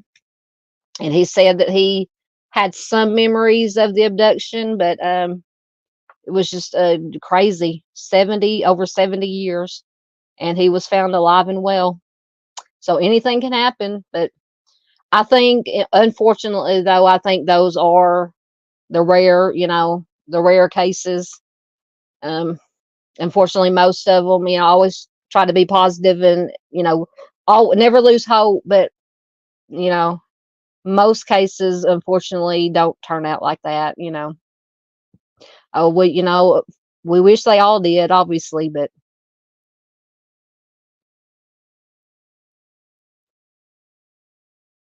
absolutely. Vid says, I'm taking screenshots of all these as we travel back and forth from Ohio to Indiana lately. I'm going to look into some of these cold cases. Excellent. Excellent. Yeah. Arctic says, ironically, it's another Madison County dropping the ball. Yeah, something about Madison counties.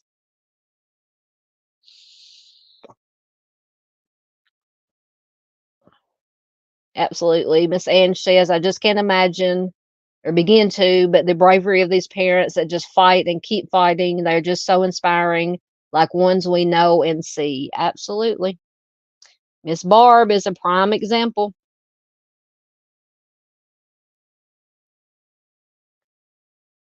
Uh, okay, Vid says in the Suzanne Simpson case, yes, they did arrest the husband for DV.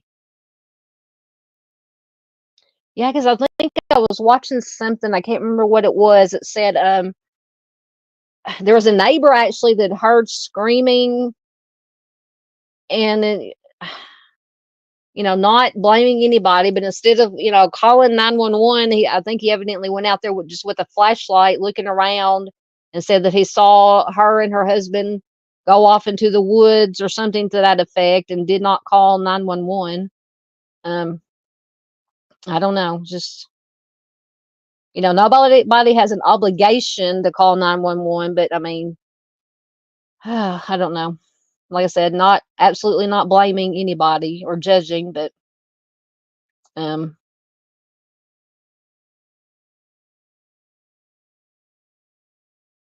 that is a good point. Vid says yes, but who would take the life of a teen for trying to steal something? If they did, that is just so wrong.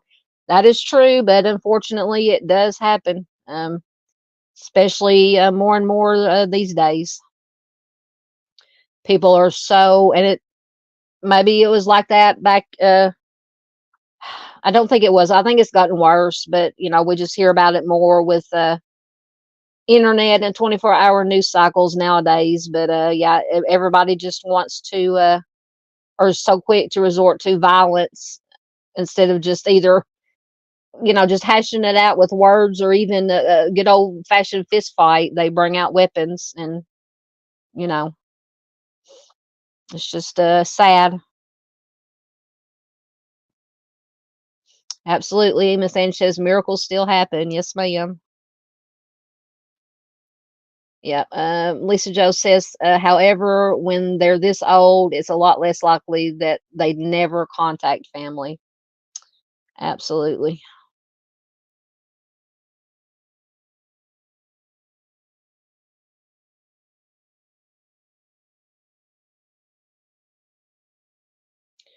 Yeah. Miss Angie agrees with me about not calling 911. Yeah. I mean, it's just, like I said, absolutely not judging or blaming, but I mean, come on, you know, at least, I guess the neighbor didn't have the video recording on the phone, whatever. Although that might have been better than just taking the flashlight out there. At least there would have been some kind of video evidence. But all right, I am caught up once again, so we will get moving. This is William Dale Cunningham. Let me get his information.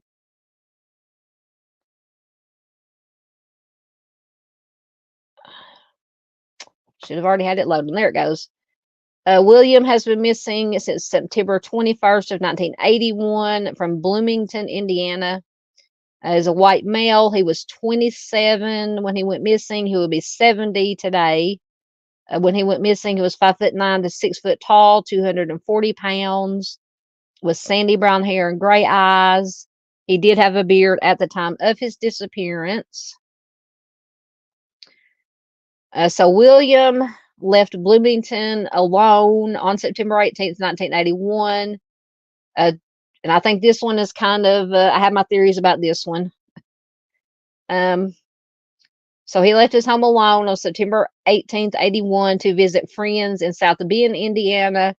He was carrying between $30,000 and $40,000 in cash at the time.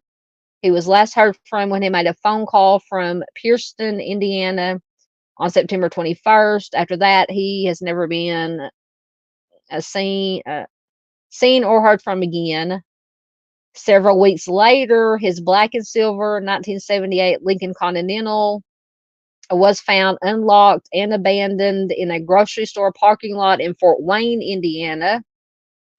And apparently it had been sitting in this parking lot for a month before it was towed. The CB radio and the radar detector had been taken out of it, and investigators believe the vehicle had been stolen and the thieves left it where it was found, in the parking lot. So police do believe that William was a dealer of the Mary Jane, or all sorts of illegal substances, actually, in the South Bend area, which is why he was carrying that much cash when he disappeared. He and another man did own a drive-in restaurant, the Bloomington A&W Drive-In, which was on College Avenue. It does say that William's business partner dropped out of sight after William disappeared. Police were seeking him for questioning, but they were unable to locate him. And it is unknown whether he ever resurfaced or they ever, found him to question him. He would definitely be on my list of persons of interest at the very least. Investigators do believe that William may have been the victim of a homicide, and his disappearance remains unsolved. So that if you have any information on this case, you can call the Indiana State Police at 574-546-4900. And I don't think I could find any other additional information aside from what was in the Charley Project, besides, the basic information. But in my opinion, this is just my opinion. Once again, feel free to give me your guys' opinion. Yeah, if he was if he was dealing in all these illegal substances, and he was carrying $30,000 to $40,000 cash with him, in my opinion, that most likely has something to do with it.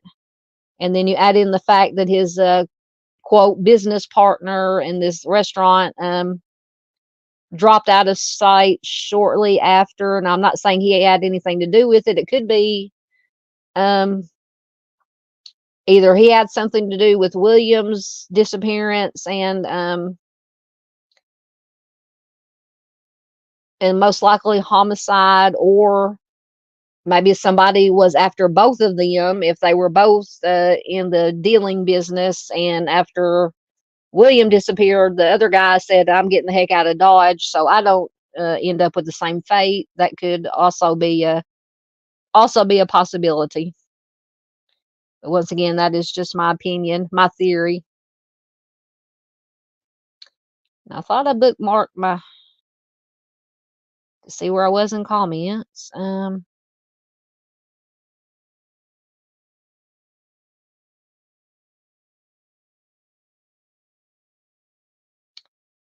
Okay, there we go.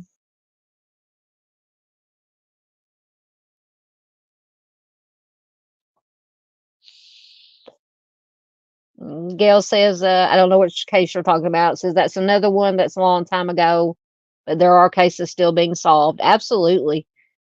Don't get me started. We'll be here all night. And I promise, told myself tonight it wasn't going to be, it's not going to be a 3 or 4 hour live tonight, because there's some stuff I need to get done tonight. But with this investigative genetic genealogy, DNA databases, they are identifying a lot of unidentified remains with genetic genealogy, and also finding suspects in cold cases from genetic genealogy. Still kind of controversial, but hopefully they'll get and once again, I don't know if Mr. Steve is still here, but he was gracious enough to come on with me one night to talk about, because Mr. Steve is former law enforcement, former CSI, for anybody who doesn't know. And he came on with me to talk about the use of genetic genealogy by law enforcement. Very interesting stuff. I've always been fascinated with it, but it's doing a lot of good, in my opinion, these days.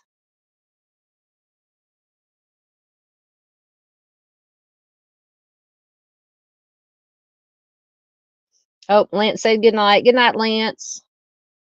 Hope you have a good night.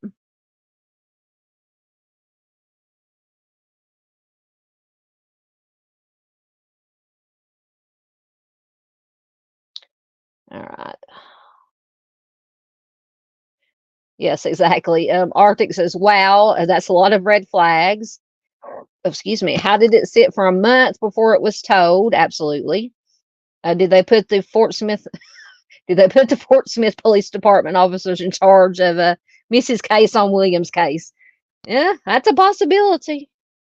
Yeah, because Mrs. K car sat there 3 days, right there where she was known or supposed to be coming into. She made it, and it sat there. Her car sat in the. For anybody that's not familiar with the Melissa Witt case from here in Arkansas, I've covered her extensively. Arctic has covered her extensively. Her car sat in the Bowling World parking lot for, I believe, 3 days. And that is where she was known to be headed to. And they apparently Fort Smith Police Department didn't think hey, let's look in the parking lot to see if the car is there. Anyway,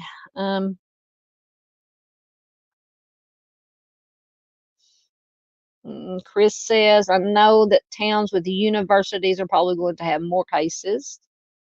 That makes sense.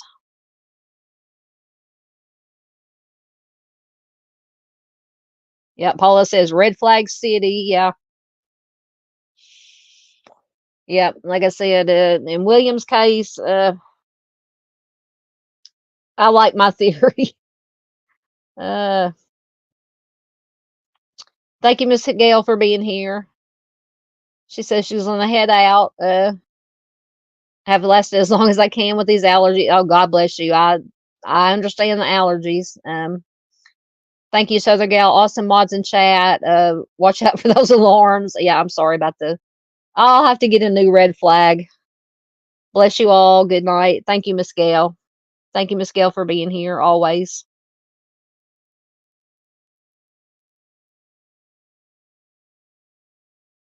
Oh, Mr. Steve's got to go too. Absolutely. He says, good night, everyone. Long day tomorrow. Thank you, Mr. Steve, for being here. Safe travels, thoughts, prayers, good vibes. Oh, goodness. I forgot to email you. I'll email you. He's probably already gone. I'm behind in comments.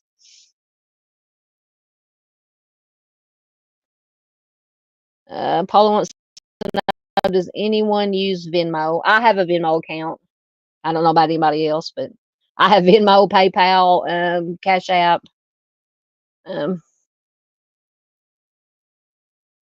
Yeah, absolutely. Arctic says people had called and told them that Melissa's car was there on day one, and it still took 3 days to find it. Yeah, craziness.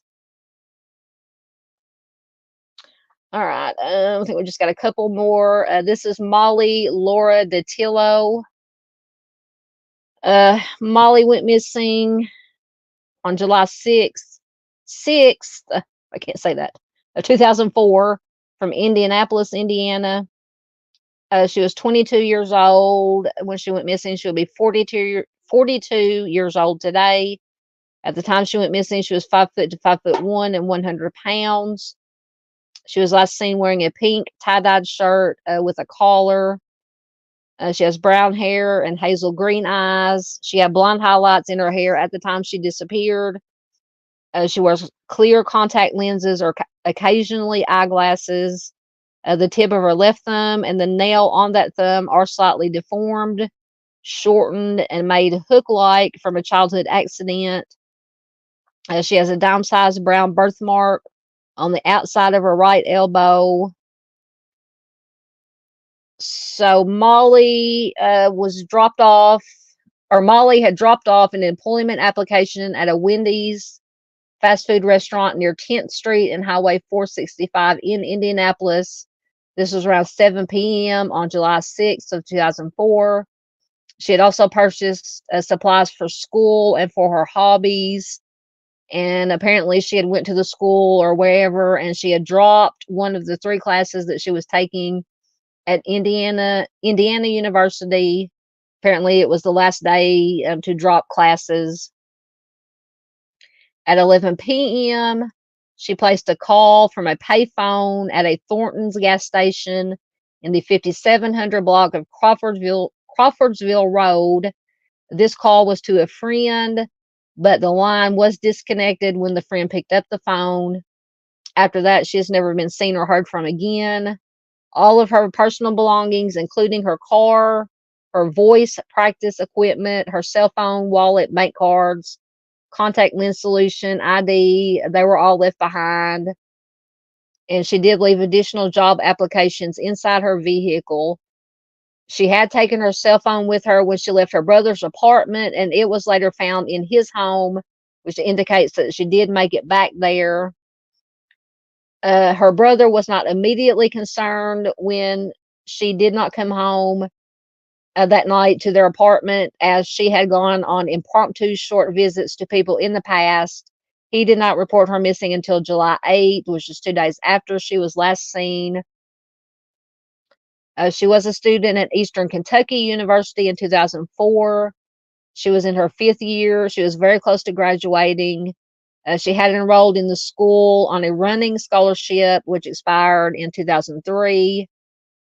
She was taking summer classes at Indiana University, Purdue University at Indianapolis at the time of her disappearance. She was also taking private voice lessons. She attended all of her classes and lessons up until the day of her disappearance. And it says she was preparing to audition for American Idol in August of 2004. She also planned to attend her nephew's birthday party, which was going to be was in July of 2004. She did leave behind a substantial amount of money in her bank account, which has not been accessed since her disappearance. In October of 2008, authorities announced that they were investigating her case as a homicide. John E. Shelton is considered a person of interest in her case. He is the last person known to have seen her. I don't know how they know this. I can't remember if I found any additional information, but they said he was with her when she placed that call at the gas station. That when the friend, whoever she was calling, picked up, the line had already been disconnected. Somehow they know that he was with her when she placed that call. He does have a criminal record for theft and traffic offenses. His driver's license had been suspended for life. Other than that, apparently he didn't have anything, worse than that. This John Shelton was a friend of one of her friends. The two of them had actually met on the day of her disappearance. They had gone on a boat ride and ate dinner together at a Taco Bell restaurant.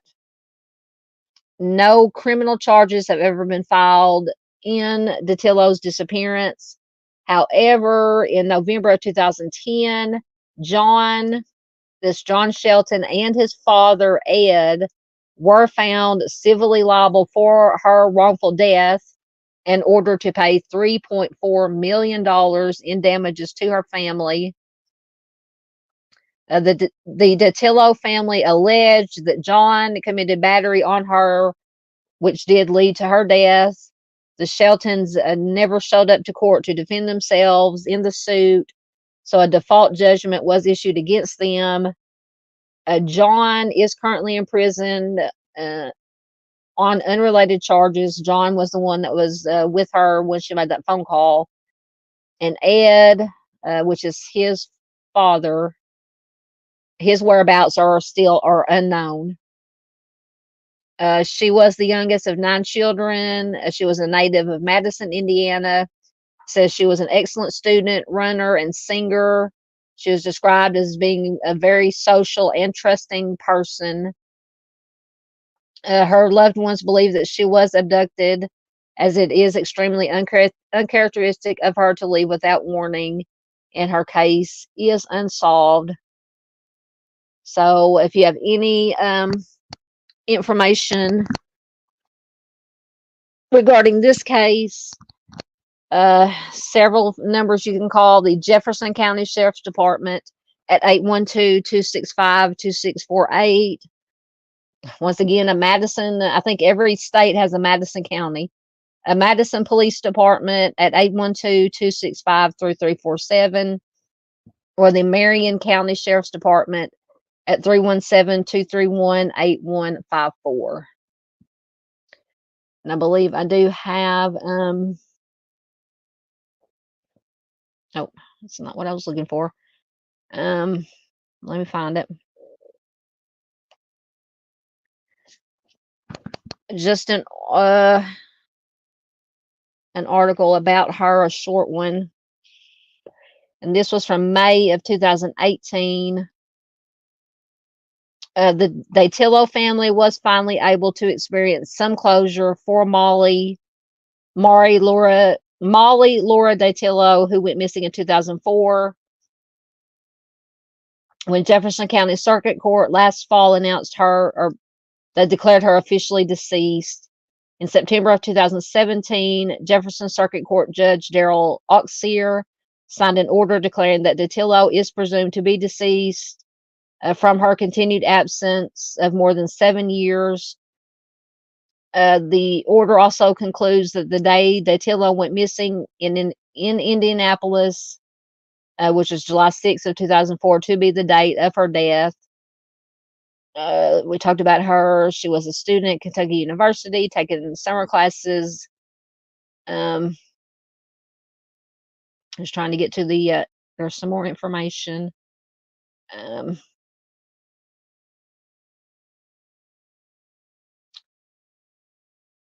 So an investigation into her case never resulted in the location of her body or solved the mystery of her disappearance. Although family members and law enforcement officials believe she was the victim of a criminal act, no criminal charges have been filed. We talked about the civil lawsuit between the John Shelton and his father Edward. Celestra Dewey, who is Datillo's sister, says it's been a very long time, and we wanted some closure. We presume she has been deceased for a long time, and at some point we needed to decide what to do, just so we can have closure and help us sort of move on. The thing is, there are so many of us, and we are all around the country. So we all had to get together and finally do it. We have been thinking about it for a long time, and everyone has to agree it is such a big ordeal. It's not forgetting, but closing that chapter. Excuse me. Even though Datillo is no longer considered missing, they still hold the annual Molly Datillo Run and Walk in her honor, which is almost like a memorial to her mother and family to keep her memory alive. Molly ran from the time she was very, very little. Her sister said that's why this race means a lot to us and is so important and special to us. The great thing about it is that Molly was a really good runner, but she never forgot to encourage other runners, even if they were from the other team. A race director Paul Kelly organized the race. It was originally sponsored by Girls Inc. in 1982. Kelly said, we kept the race alive, and I'm proud of that. A community coming together to honor Molly is the real heart of the event. We even had running coaches from both schools join hands to work together and put this race on and keep the Molly race going by creating running clubs to get ready for this race. The race is a great way to bring Madison together, not only to honor Molly's memory, but also to be active and involved within our community. Dewey said it enables and encourages all kids to get out who wouldn't often participate in activities. During this race, the community is actually cheering on every child. It doesn't matter what school you go to, everyone cheers from the first kid to the last kid, and it's really inspiring and shows a lot about our community. Kelly has known the Datillos before becoming the race director, since they used to run together in the Girls Inc. races before her disappearance. But Datillo's love for running wasn't her only passion. She enjoyed singing too. Molly was a good singer, and we so happened to have a CD of her singing the national anthem. This is according to Kelly. We play that every year, and it's a wonderful part of the event. Between the hustle and bustle of the event, nothing matters after the national anthem. It's emotional, especially for those who know about it. The Datillo family has been through a lot of heartbreak and strain throughout the last 13 years, but this final court petition declaring the death of Datillo has helped the family have some final closure. On top of that, this whole situation formed a new law in Indiana. The Molly Datillo law was enacted in 2007. It was strengthened in 2013. It requires law enforcement to accept missing persons reports immediately and identifies those as high risk, even if the missing persons are adults. Well, hallelujah. Thank God somebody does that. Dewey says we were not taken seriously initially, and it wasted a lot of time. We fought hard for this law, and now police have to take missing adults seriously. And if you do have the rights, unfortunately, this law is not used all the time, but it is one great thing that came out of this disappearance. Absolutely. I wholeheartedly agree with that. All right, let me find where I was in comments. All right, there I'm at. Um,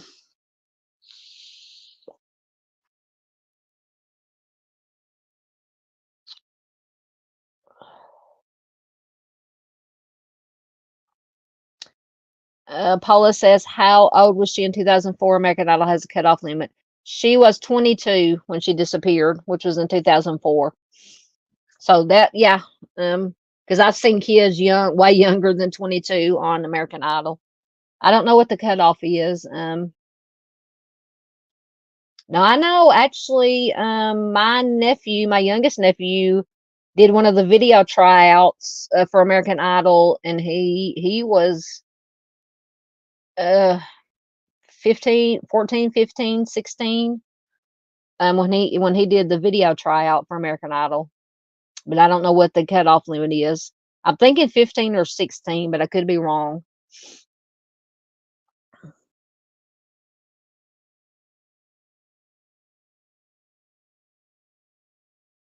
Yeah, Chris says there are way too many Indianapolis cases that are troubling. Yes, it is absolutely heartbreaking. Heartbreaking for anyone, but this young lady had so much talent, running, singing, um, all around, good person. Um, and something like, and she just disappears. Yep, Miss Ange says there are well, if I can get it to come up, too many everywhere. Absolutely. Night, Mitzi. Thank you for being here.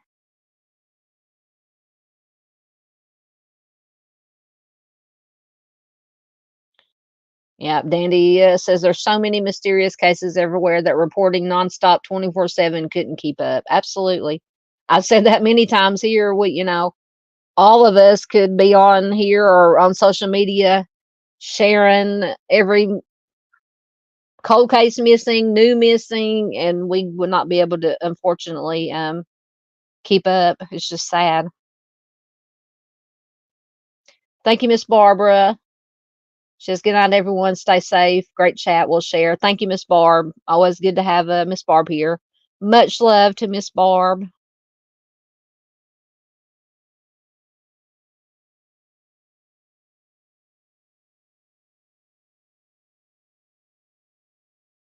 Yes, I thought the same thing too. Arctic says, how was the brother not considered a suspect if her phone was in the apartment?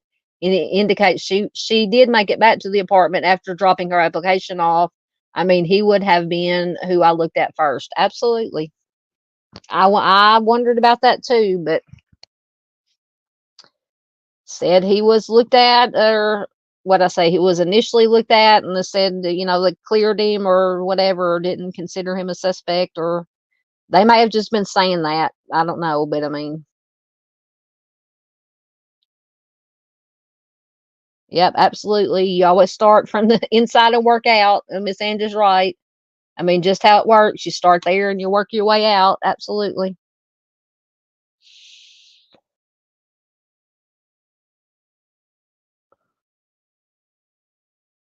29 is, oh, you talking about that you can't be over 29 to be on American Idol? Okay. I thought you were meaning how young the cutoff for the youngest age is. So 29 is the limit. You can't be over 29 to be on American Idol. So she was in the limit. She was 22. Yeah, I was gonna say, Miss Anne says little kids have been on there. Yeah, like I said, when my nephew did his video thing, whatever they do first, he was probably 14, 15, maybe 16. I don't know. It's been a few years ago, and he's 18 now. He just turned 18.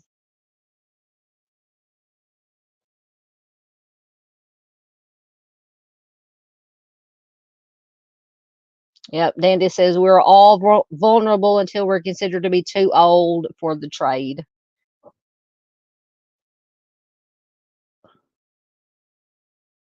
All right. Caught up.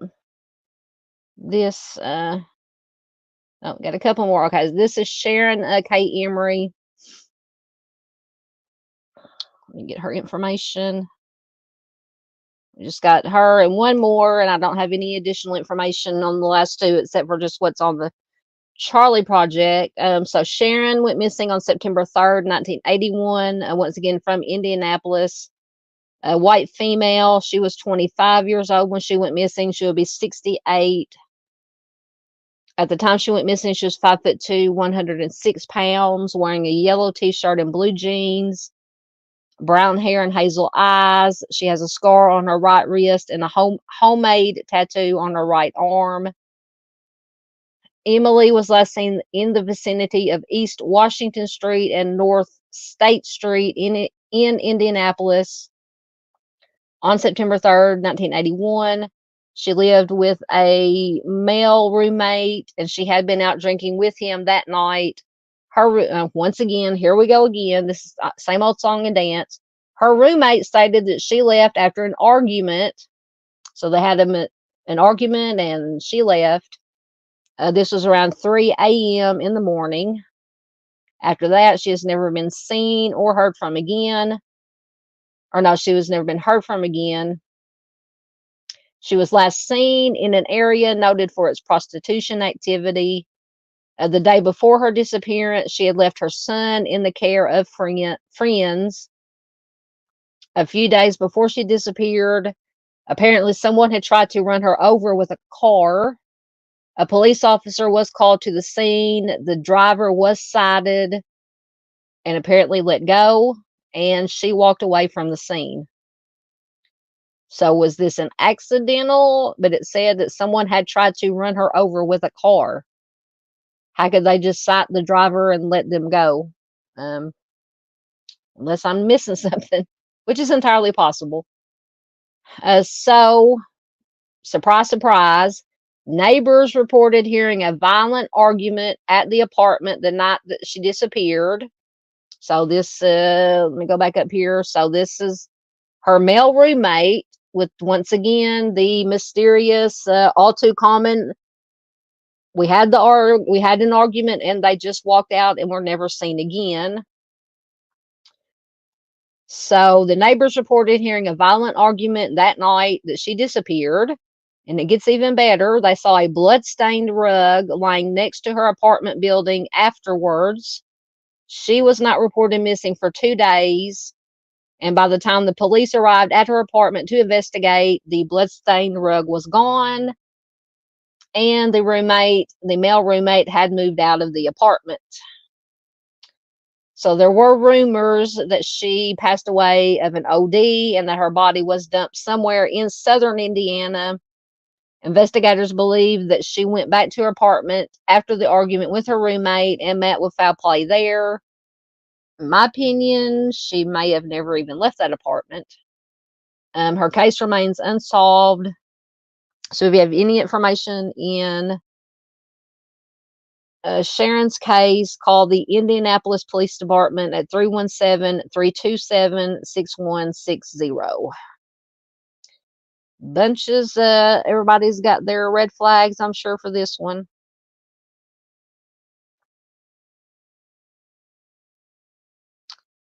Welcome, Mystery. Good to have you here. Absolutely.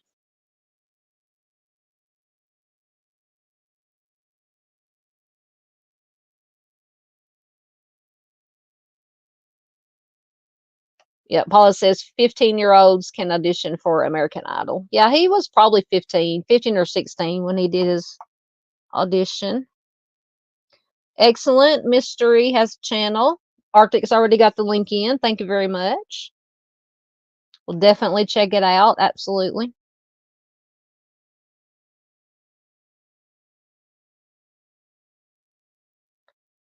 Yeah, Vid says she looks like a kid. Yep, she was 25. Yep, absolutely. Yeah, she does kind of look like Joan Jett. Yeah, a young Joan Jett. Absolutely.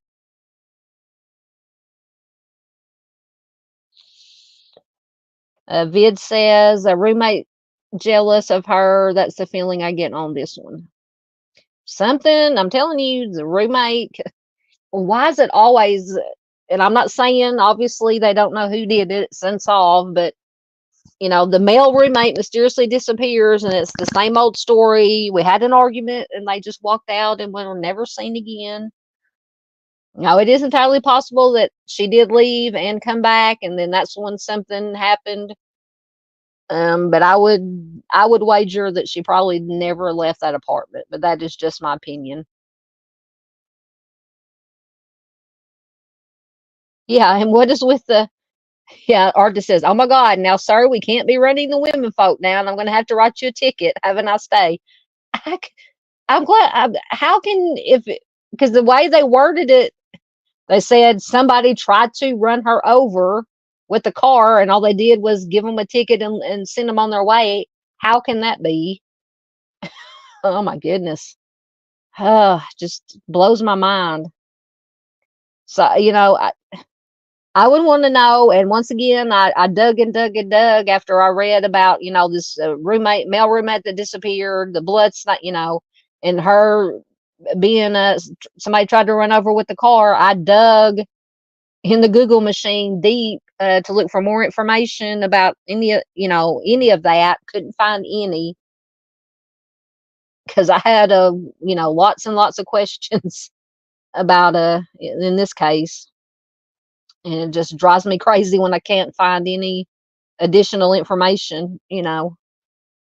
uh I would want to know, most definitely.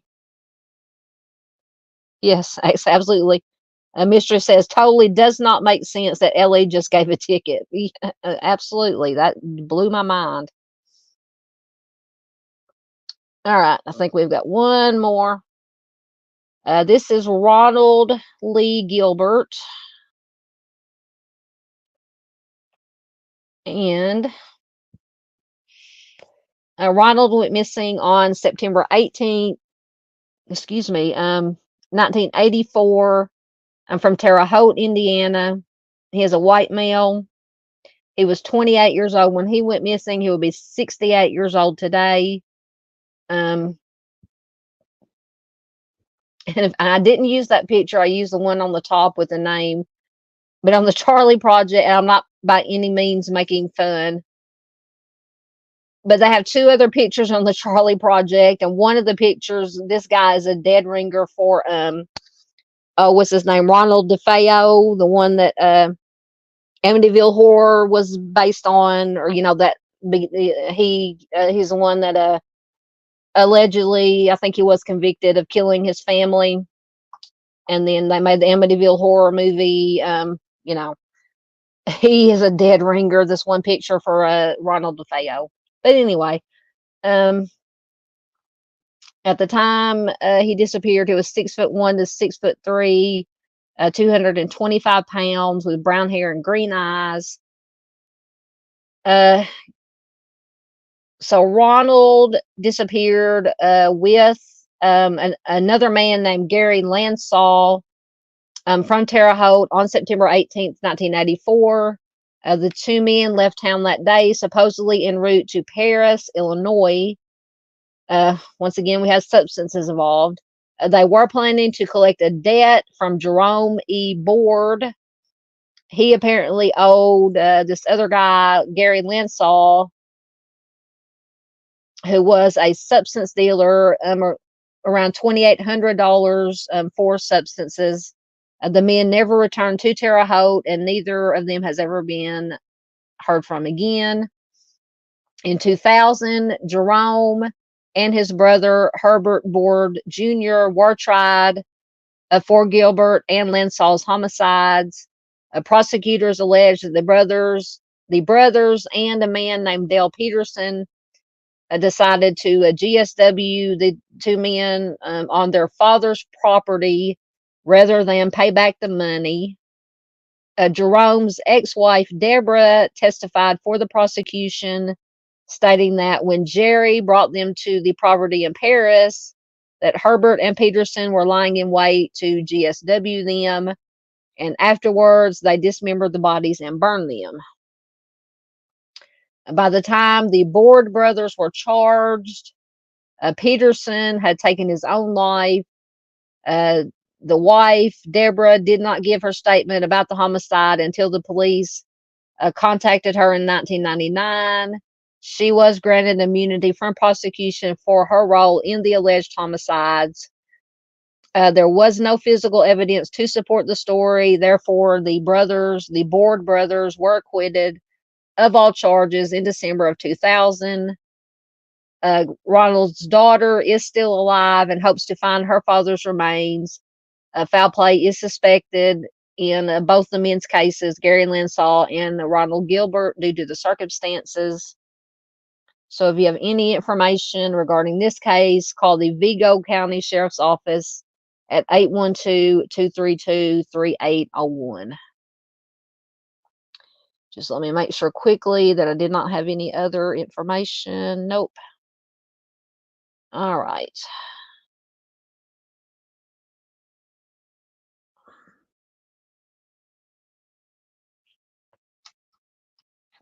It sounds like me. Dandy says, I'm a music buff. I can link people to people. We all look like someone before us. Doppelgangers are funny. Let me see if I can share for anybody else who knows what I'm talking about, who knows who Ronald DeFeo is. Let me see if I can, hold on. Let me see if I can screen share and show you this one picture. I'll tell you, it looks just like Ronald DeFeo. Share screen. May take it a second to come up.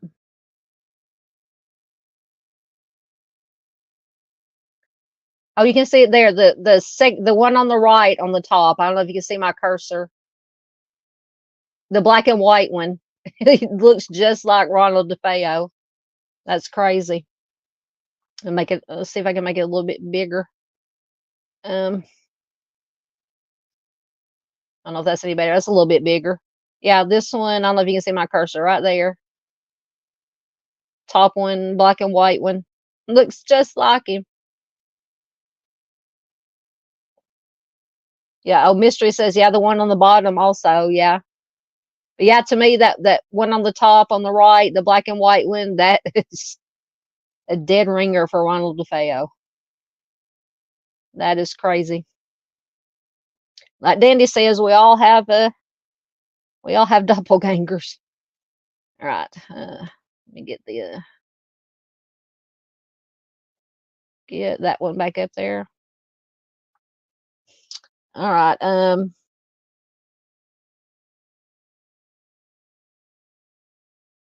Oh, Miss Lisa Joe says DNA ID covered a doe where the suspect ran over sex workers.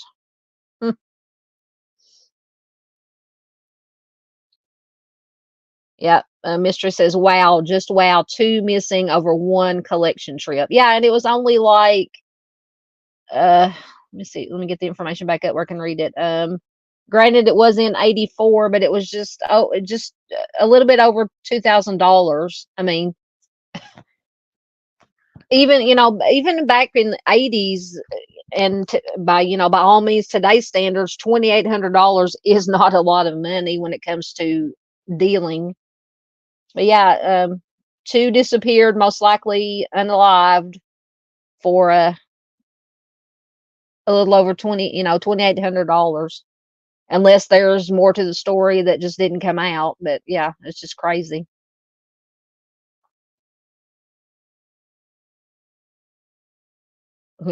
Yeah, Mystery says he does look like Ronald DeFeo. I've seen Amityville Horror, shocking in a way. Yeah, the real. I mean, I love horror movies. For anybody who's new here who doesn't know, I'm a big horror genre buff. But yes, the real, the story behind the real Amityville story, that house, that whole him, DeFeo killing his whole family. That's to me scarier, obviously, and more horrible than the Haunting, the movie, which is supposedly true, based on the the couple, the psychic couple. I can't think of their names now. Famous for supposedly investigating haunted places. My mind is blank right now.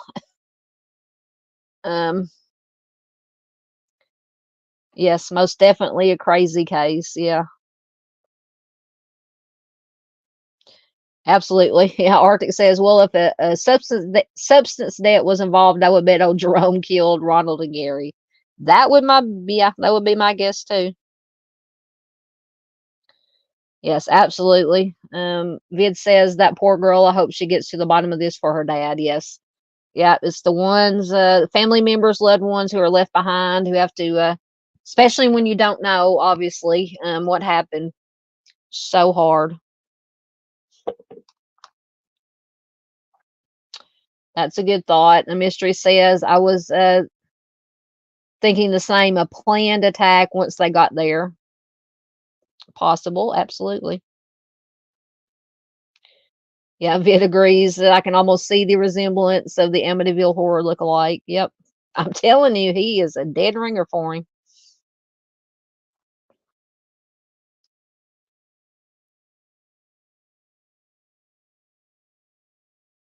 In the original one, oh, it was you're gonna make me look it up. Now, when they did the remake of Amityville, I believe Josh Brolin played DeFeo, or no, he played the husband of the haunted. Let me look it up. The original one. Now you got my mind going because I'm, a movie, but Dandy said she was a music buff, which I am too, but I'm also a movie buff. Um, I can't spell tonight. Go to IMDb. Oh, 2005.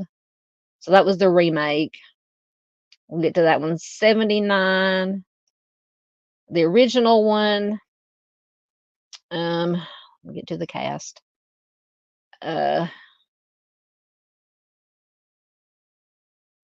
James Brolin, actually. Yeah, James Brolin played the father um, in the original. Margot Kidder played the mother. George Lutz, yeah, Lutz. James Brolin played George Lutz in the original, and that was James Brolin. So maybe I was mistaken with the Brolin. Let me go back to the, or maybe it was what's his name, Chris. Let me look at it. Oh yeah, I was wrong. Ryan Reynolds played George Lutz in the remake. Ryan Reynolds. I knew there was a Brolin in there somewhere because I love James Brolin and Josh Brolin. So yeah. So Ryan Reynolds played Lutz, George in the remake. All right. So now that mystery is solved, so my mind can yeah. Vid was thinking like me, Josh Brolin. Yeah, I knew it was a Brolin. I was thinking that Josh played in the remake, but actually his dad played, or was the original, played George in the original. Thank you, Miss Ange, for being here. She says, good night, everybody. My eyes are hurting. Have a great night. Much love. Much love back to you, ma'am. Thank you. Thank you.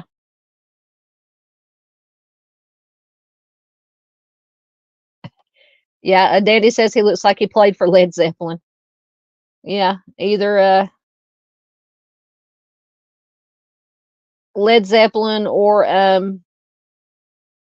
Leonard Skinner or something like that. One of those bands. Oh yeah, the Warrens. Thank you. I could not think of their name. Mystery says I've loved all the Warren investigations and the movie. Yes, I love the movies from them. Paranormal fan. I'm a paranormal fan too. I think me and Mystery just became best friends, along with Dandy and everybody else. Paranormal fan that way, not into the gross made up horror flicks. Yes, absolutely. I'm with you there. Oh no, I haven't, Miss. Well, if I can get it to come up. Miss Paula says, "Have you seen the new Salem's Lot yet?" No. I love the original Salem's Lot. Once again, based on anything based on a short story or a novel by Stephen King, I'm definitely going to read and or watch or both. Yes, still on the Brolins. James or Josh Brolin. Yep, yep. We were on the right track. I just had the wrong Brolin. But to me, there's not a wrong Brolin. So, anything Brolin is fine with me.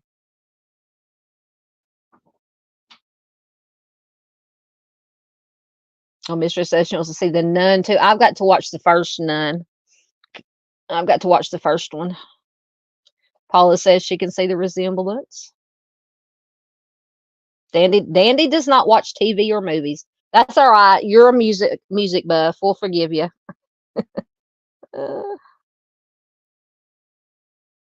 Miss Lisa Joe says she's too big of a sissy for horror movies anymore. Hey, I was raised on horror. It's probably what's wrong with me. That actually explains a lot about me. I started watching horror when I was way too young. But I'm Gen X, so All right, I think that is the last one that we had. Yeah, Miss Lisa says she was raised on it too. Absolutely. I mean, the first horror I remember watching, and it's probably reruns, was when I was old enough to be able to watch TV. Was the original Dark Shadows. Back then it was considered a soap opera. It was about vampires. I love vampires. Anything to do with vampires. So I was like, a toddler watching Dark Shadows. So that started it.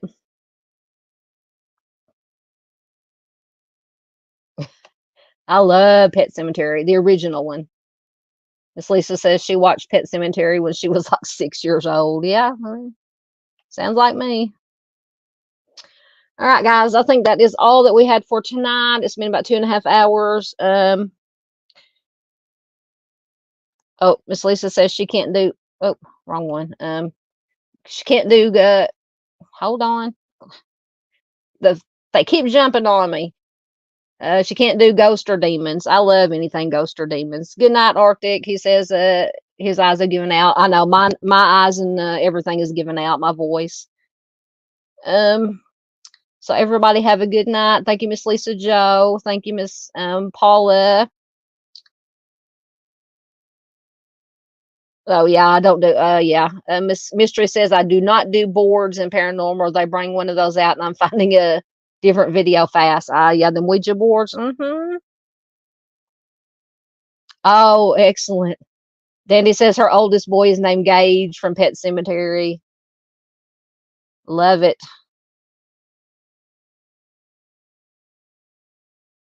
Paula says, I would love to know your thoughts on the Rodney Akala case. Honestly, I've heard of that case, but I have not researched it or read up on it. I will do that though if we ever want to discuss it at some time. Thank you, Miss Farr. Thank you for gifting once again. 5 or 6 or 7 memberships. And let me quickly go back. Thank you once again to Arctic for the $20 super sticker. Miss Farr, the first time, come up with 5, gifted 5 memberships, gifted another membership. Miss Mitzi Scott gifted a membership. Mitzi also had a $3 super sticker. GP had a $1.99 super sticker. A Vid, a $4.99 money wave hugs back. And once again, Miss Farr with $5 Australian. Thank you so much for everybody who donated and who supports. Like Dandy says, just liking, subscribing, commenting, sharing, all that is free. That is very much appreciated too. Absolutely. So one more time, just for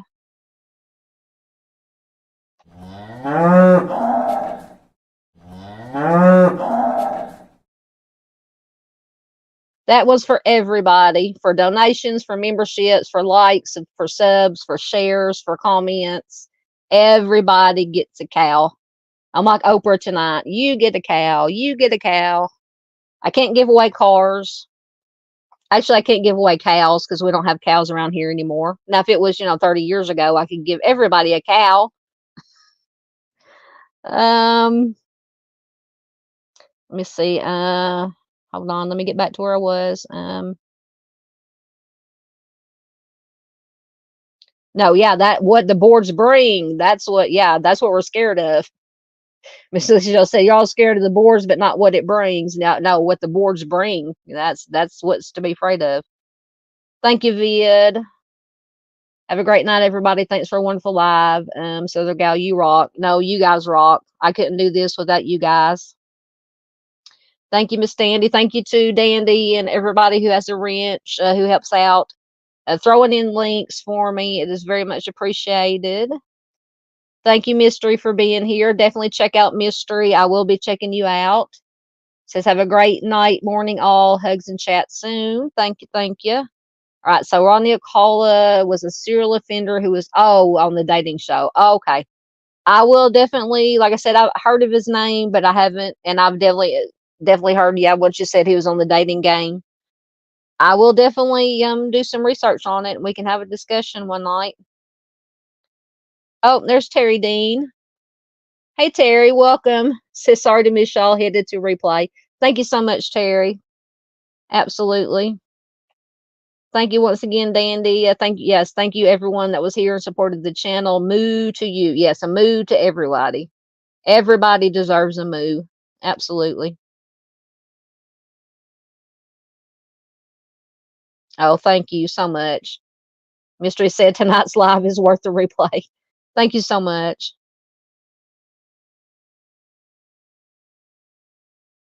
Yes, the boards bring up the demons and the ghosts. Yes, the Ouija boards. Yep. That's why I don't mess with them. And I'm like Mystery said, if it's a movie, even a movie, and they start bringing out the Ouija boards, turn it off. Turn it off. Thank you, Miss Paula. Thank you, everybody. All right, guys, let me do some multitasking here for just 1 second. So today is Monday, right? Right. I don't know what day it is. Oh, I can't get my